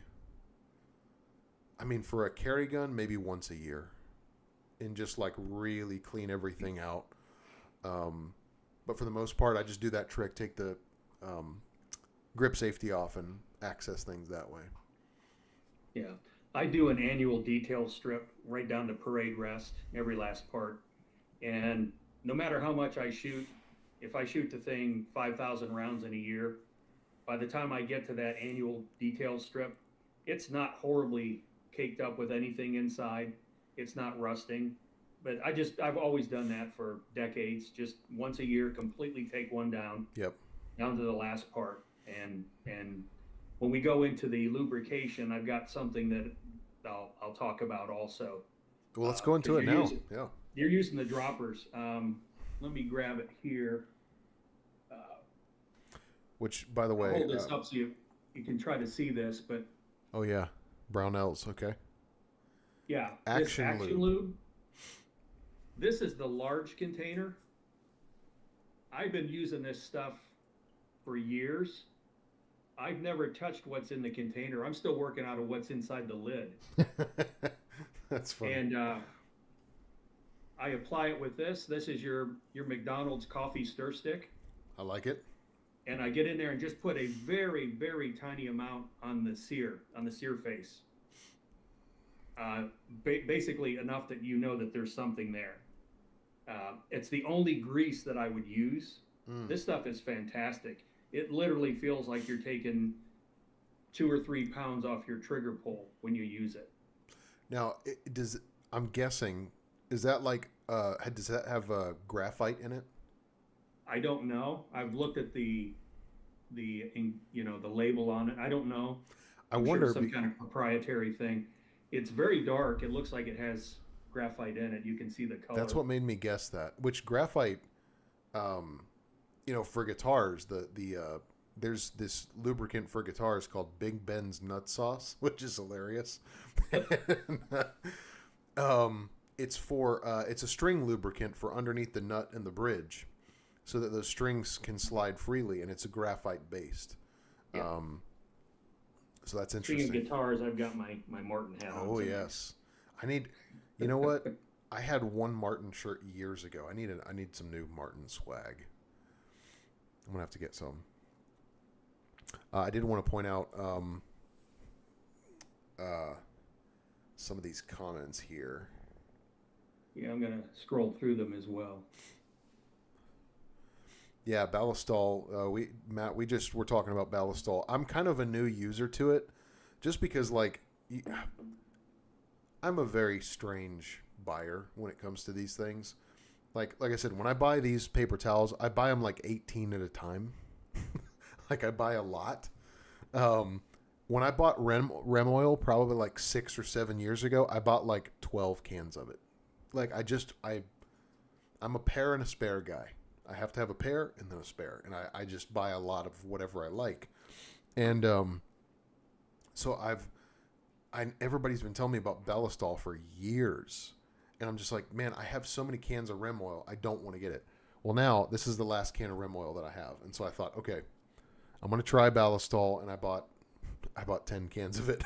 So, well, to show the power of YouTube influencers, I never heard of this until I was watching a Hickok 45 video. There you go. I'm like, what is this Balistol stuff?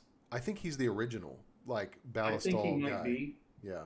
And of course, Sea and Arsenal does it. Yep. They, and I've been using it about probably 12, 15 years. Wow. Probably at least 12 years. And the first time I went to find it, I went to the largest gun shop in the area, and they had it. I'm like, okay, now they've never had the Militech one, but now you can get Ballistol at anywhere. And I Yeah. started using it, like, hey, I like this stuff. I Yeah. like it a lot. So I've been a user of that for quite a while. Yeah, I'm gonna so we can't show guns on YouTube. But what they didn't say is you couldn't show a cylinder. So I, I just this is out of an 1851 that's in front of me, an 1851 Navy. Yeah, I've been testing out Ballistol and just seeing, and man, I really like it. I mean, it cleans really nicely. And this, I cleaned this before we started the stream, and it has like just a nice little sheen on it. You can feel it. I really like the stuff. I'm really, really especially for the blued guns. Like, man, so I have 6 revolvers. I've got all my black powders, the 51, 61, 60 Armies, the 58 Remingtons. I've got the 1873 single action Army. And then I've got 6 blued 1911s.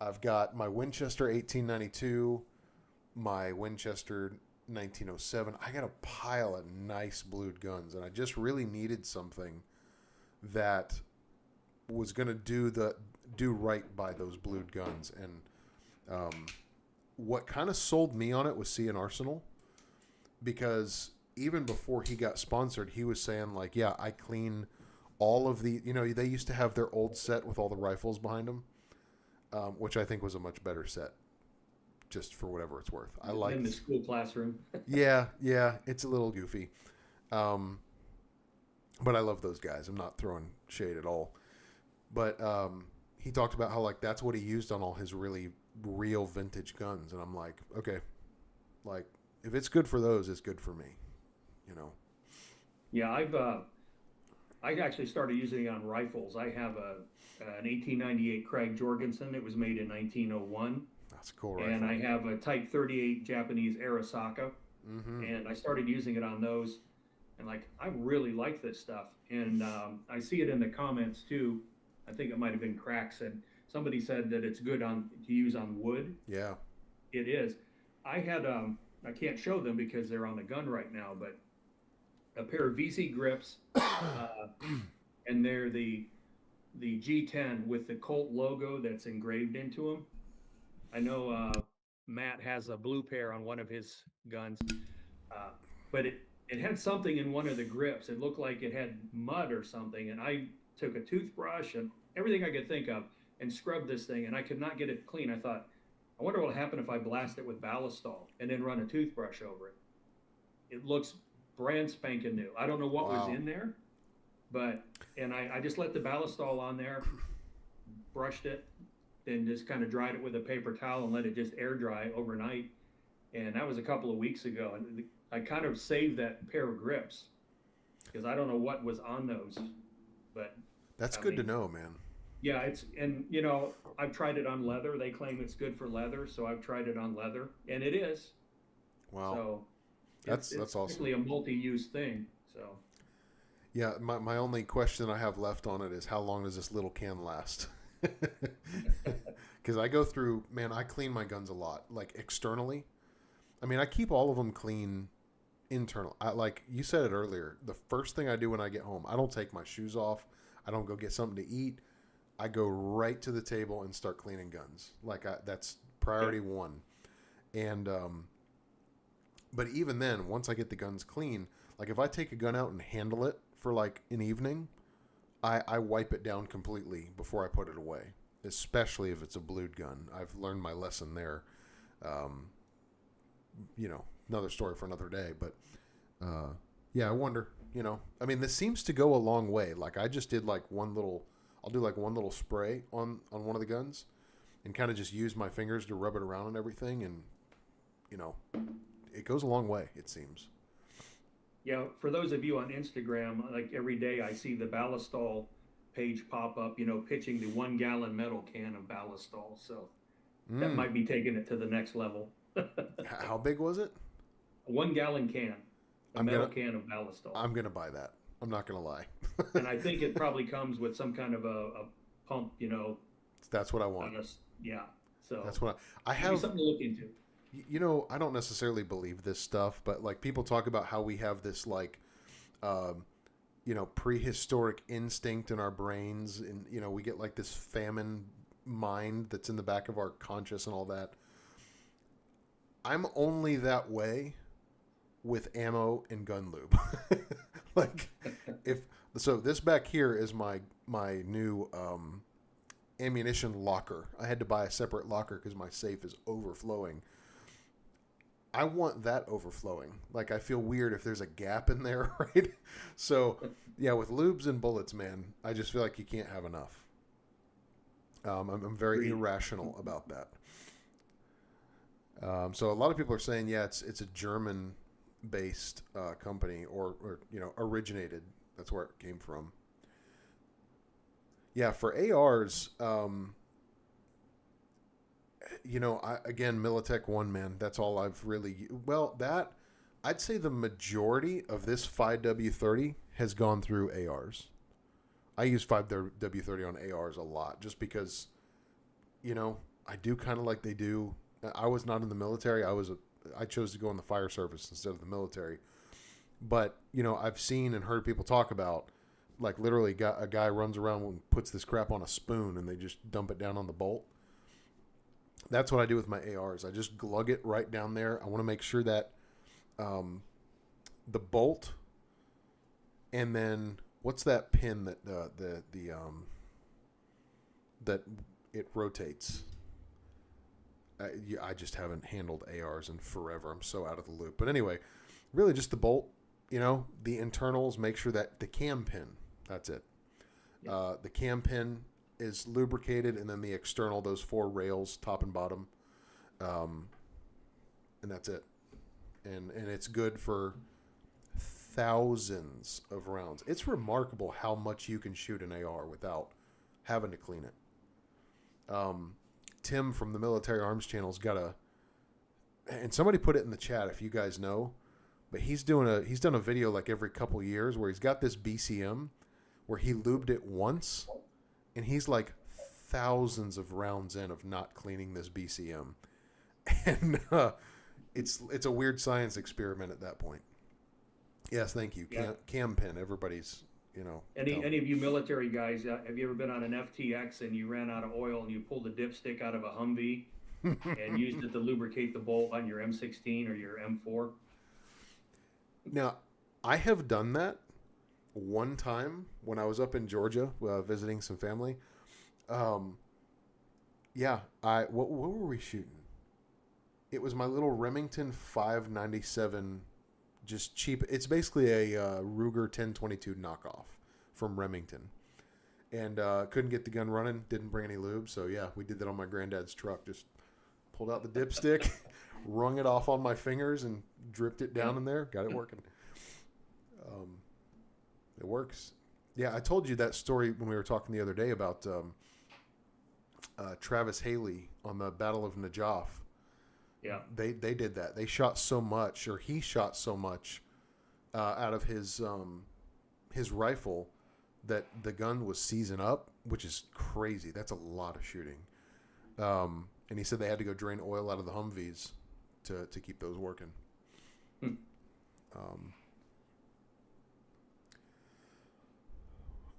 Let's see here. Elliot Butts, 10,000 rounds. I was going to say 9,000, but I felt like that was too high. But yeah, like Tim from the Military Arms Channel. 10,000 rounds. Huh? Yeah, I mean, in the gun, he takes it apart. It looks like the Crypt Keeper took a dump in his AR. It looks terrible. It's really ugly. And even, Paul Buffoni, the owner of BCM, he did a video and he pulls it open and shows it to him, and he's like, I'm really uncomfortable with this. He's like, this is wrong. Edge Tactical says, I've been having feeding issues with the Springfield mags, and any other suggestions? Um, yeah. So a few qualifying questions here.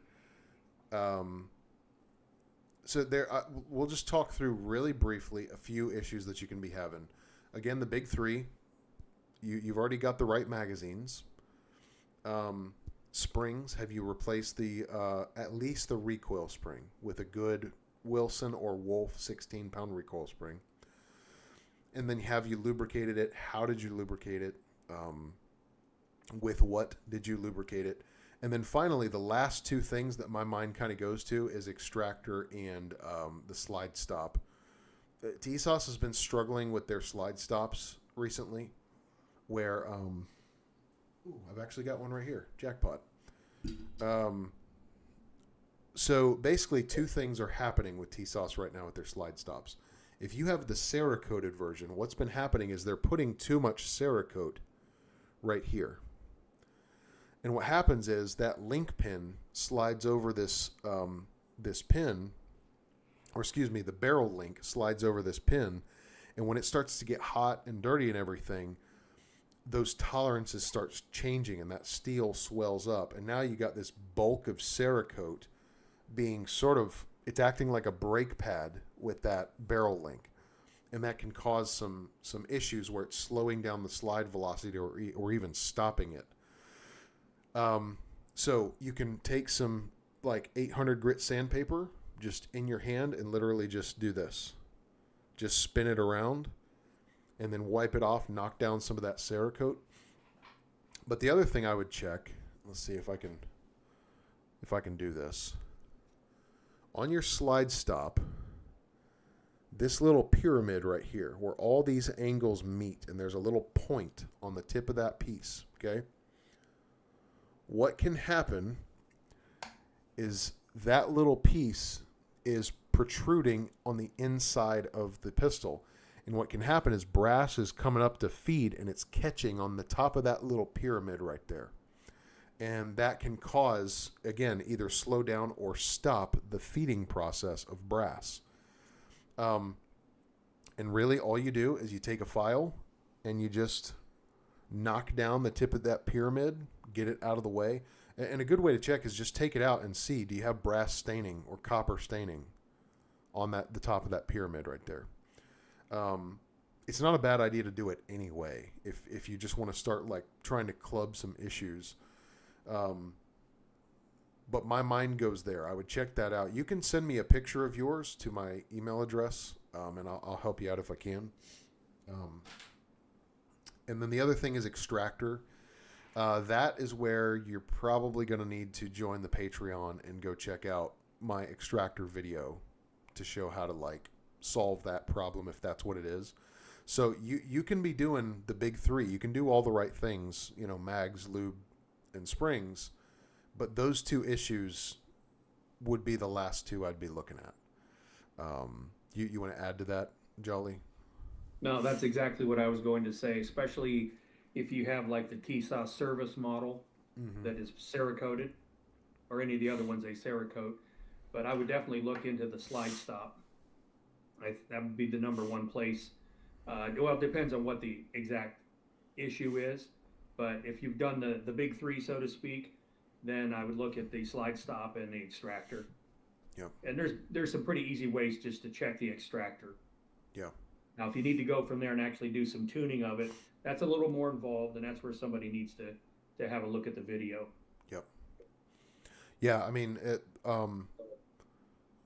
one real easy. So after you've gone through the slide stop issue and you feel like that's not it, a good way to do it is when you have that malfunction, just stop and look.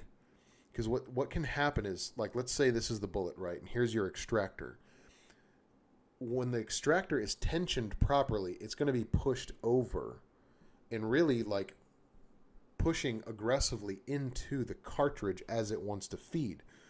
But if you have a real sharp bottom left corner, what can happen is that corner will get stuck on the cartridge. And that's going to cause you lots of problems. Now, what some people do, they think immediately my extractor's too tight. That's not exactly true. you need to have two things in operation. You need to have that tight extractor, but you also need to profile that bottom left corner. But please don't just take that and run. I would, go join the Patreon. It's $5. Like, even if you just join, watch the video, and quit, that that's fine. I'm not offended at all. It's super easy to do. Super easy to do as long as you just go slow, watch the video a couple times. Let's keep going. Which, by the way, we peaked out at like 112 people. We're at 104 right now, so that's awesome. Fantastic. Yeah, thanks for sticking with us, guys. Yeah, it's great. Let's see here. Here's one I think we can both address. Yes. How long should a 5-inch 45 ACP 1911 barrel last in terms of rounds fired in your experience? So, the old Warhorse here, my original 1991 with about 25,000 rounds, a lot of that is cast bullets. So the bore is still perfect on that. Yep. And I attribute that mostly because I've shot a lot of cast bullets out of it. You, on the other hand, I know with your Springfield, you've gone through a couple of barrels, I believe, right? Yeah, so the first barrel on that pistol, I think I got to like 6,000 or 7,000 rounds. And the first like third of the rifling was starting to get shallow. Now, could I have kept shooting it? Absolutely. I wouldn't automatically jump right to the barrel's worn out. I would say, basically, I got rid of it just because I just felt like, okay, the barrel's worn out. I didn't know what I know now. But let's ask the question, like, how much rifling do you need before the barrel's considered dead? My personal view, until it starts affecting your accuracy. Now, the other reason I got rid of that original Springfield barrel is back then the barrels on Springfields were kind of cruddy. They were two-piece soldered barrels. I don't think the metallurgy was quite very good. I think that they cut some corners with the barrels. And it was advised to me at the time by some guys to go ahead and change it. Now, what I changed it with was just another Springfield barrel. So I don't know that I solved my problem, but I still have that barrel in it. The only reason I had a third barrel was I was trying to do a barrel change video for the Patreon, but it still has the second barrel in it. Rifling's good. But I will say the first barrel, I shot a lot, and it was all just full fat Winchester white box stuff. So it depends on what you're shooting, for sure. But honestly, man, those barrels can go a long time before you really start wearing them out. I don't go by how many rounds do I have. I pay attention to the rifling. That's just kind of my barometer. Yeah, agreed. And, if you shoot just factory ammo and it's all jacketed, a barrel will probably last your lifetime. Yeah. If you do reloading and you play around with different powders, if you reload some jacketed stuff and you use something like power pistol, you will shoot a barrel out pretty quickly, even on a 1911. Got to remember, they have very shallow rifling to begin with. Extremely, yeah. So if you look at one brand new, you think, wow, that's very shallow rifling. That's what they have. Yeah. That will last a long time. If you do a mix of cast and jacketed bullets, you're talking, like I said, I've got 25,000 rounds on an original Colt barrel, and it's fine. Yeah. It'll outlast me. Yep. I have no doubts. Yeah, so I think at the end of the day, quality of barrel and what you're shooting. Just to give you guys an idea, the second barrel that I bought for that Springfield, I think I paid like $18 for it on Midway USA back in the day. It's not an expensive barrel. Like, they're not great, honestly. It works, but yeah, it's a good question. Are we both wearing the same glasses? Close. Got those birth control goggles going, man. Yeah. Kind of the same haircut too. Just yeah, we're like parting the seas, opposites. Quite a few years difference in age too. So a few, yeah. Now, okay, and another thing I should say too, that first barrel in the Springfield, I was using mostly hand loads and Winchester white box, as I said, but the hand loads I was using back in those days were not light. So there's something to that for sure. But my view on that though is like, can you spend a lot of money on a barrel? Absolutely, you can. They can get expensive real fast, especially if you get it installed by somebody. You can pay a lot of money for it, and people do some crazy, wild things to get barrels accurized. And like Jason Burton's process, I've heard him talk about that. His process on barrel accurizing. It takes him like a week on a barrel. That's insane to me, honestly. Not in a bad way, just like impressive. Yeah, no problem there. Can't stop.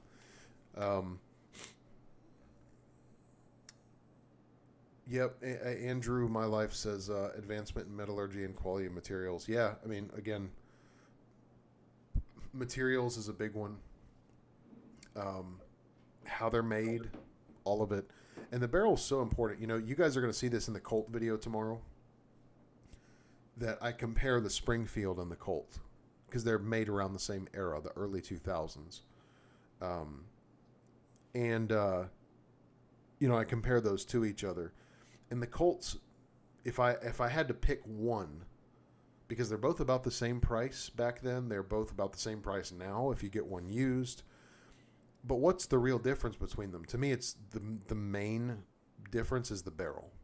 The Colt barrels are just so much better than anything Springfield was doing or is doing. I think Colt's always had that edge. Their barrels are just much, much better. And you can see it. Like, the Springfield barrels, they're not even trying to have a tight fit on those barrels. They're just like, throw it in from across the room out of a parts box. It's very crude, whereas the Colts, at least the older ones, they're good barrels. Yeah, if you look at your 1991, the Mark IV reproduction, they have this standard, what I would call the standard Colt barrel that just says Colt 45 Auto. Yeah. Now, a lot of the other newer Colts have the National Match barrel. Colt barrels have always been good. Yeah. They really have, with the exception of a particular one that maybe doesn't have all the rifling. But by and large, they have a good reputation if you have a barrel that actually has rifling, unless you get the smoothbore version. You know? So you're wondering, like, when a barrel is shot out, shoot at, say, 25 or 50 feet and see if you're getting any keyholing. Yeah, there you go.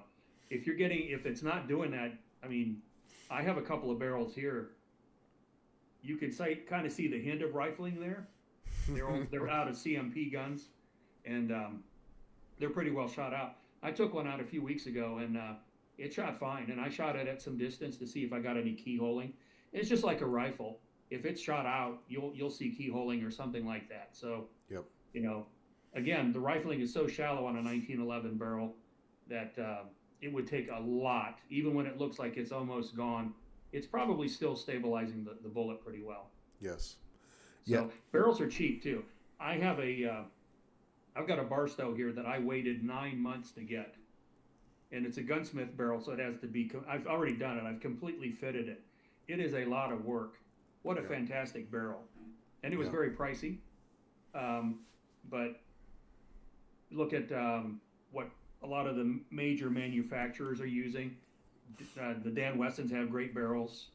Obviously, if you go above, a notch above that, you go to like a Bear or a Brown or something like that. Barrels are fantastic. Yep. Notice also that they pretty much all use stainless. Yes. The rifling is going to be more durable, as well as just the overall barrel itself. Colt is one of the few that still uses carbon steel barrels in some of their models, but they do last a long time. Yeah. Yeah, when I got the Mark IV back, they put a National Match barrel in it.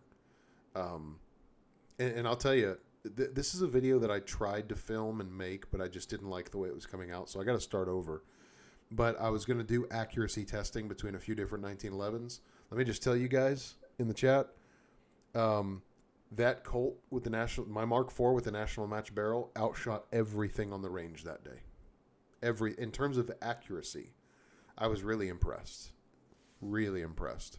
And that was against an HK-45, 2 T-Sauce guns, the Kimber, and the Colt World War I reproduction. And I mean, like, I didn't measure it, but it went from, like, at like 15 yards, it was like groups like this to this. I mean, it was like, it was impressive, truly.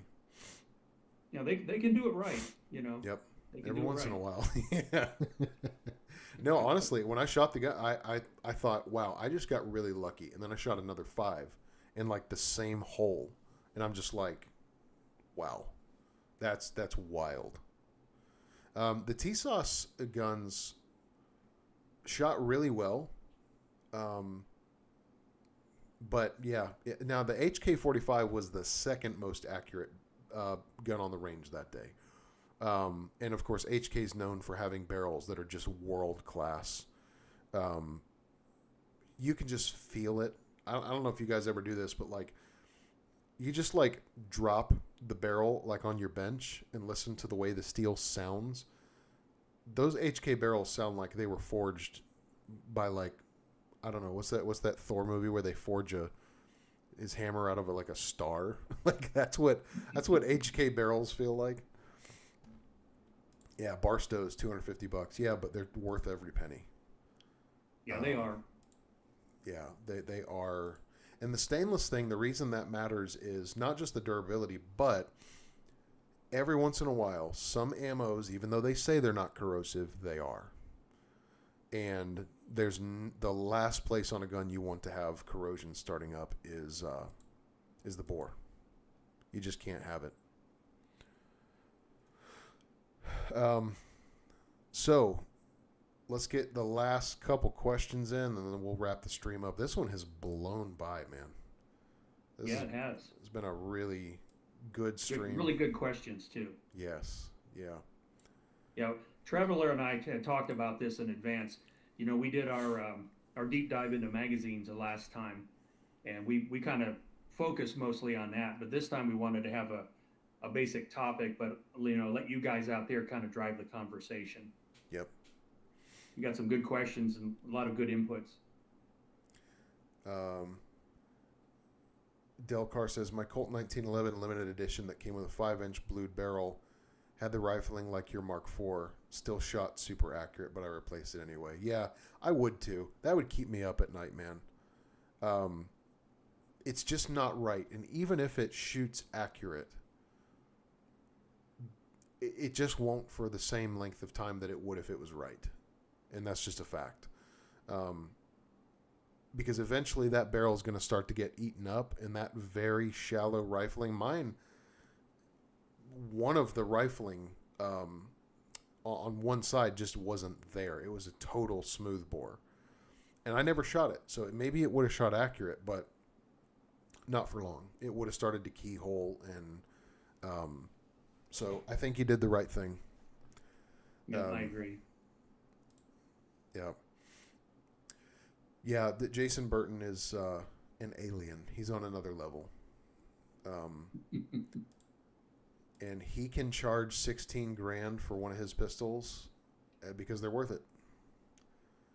I can't see myself paying that, but because I wonder, like, okay, if I was going to pay $16,000 for a pistol, I would just buy, like, I don't know, 3 really nice pre-war 1911s.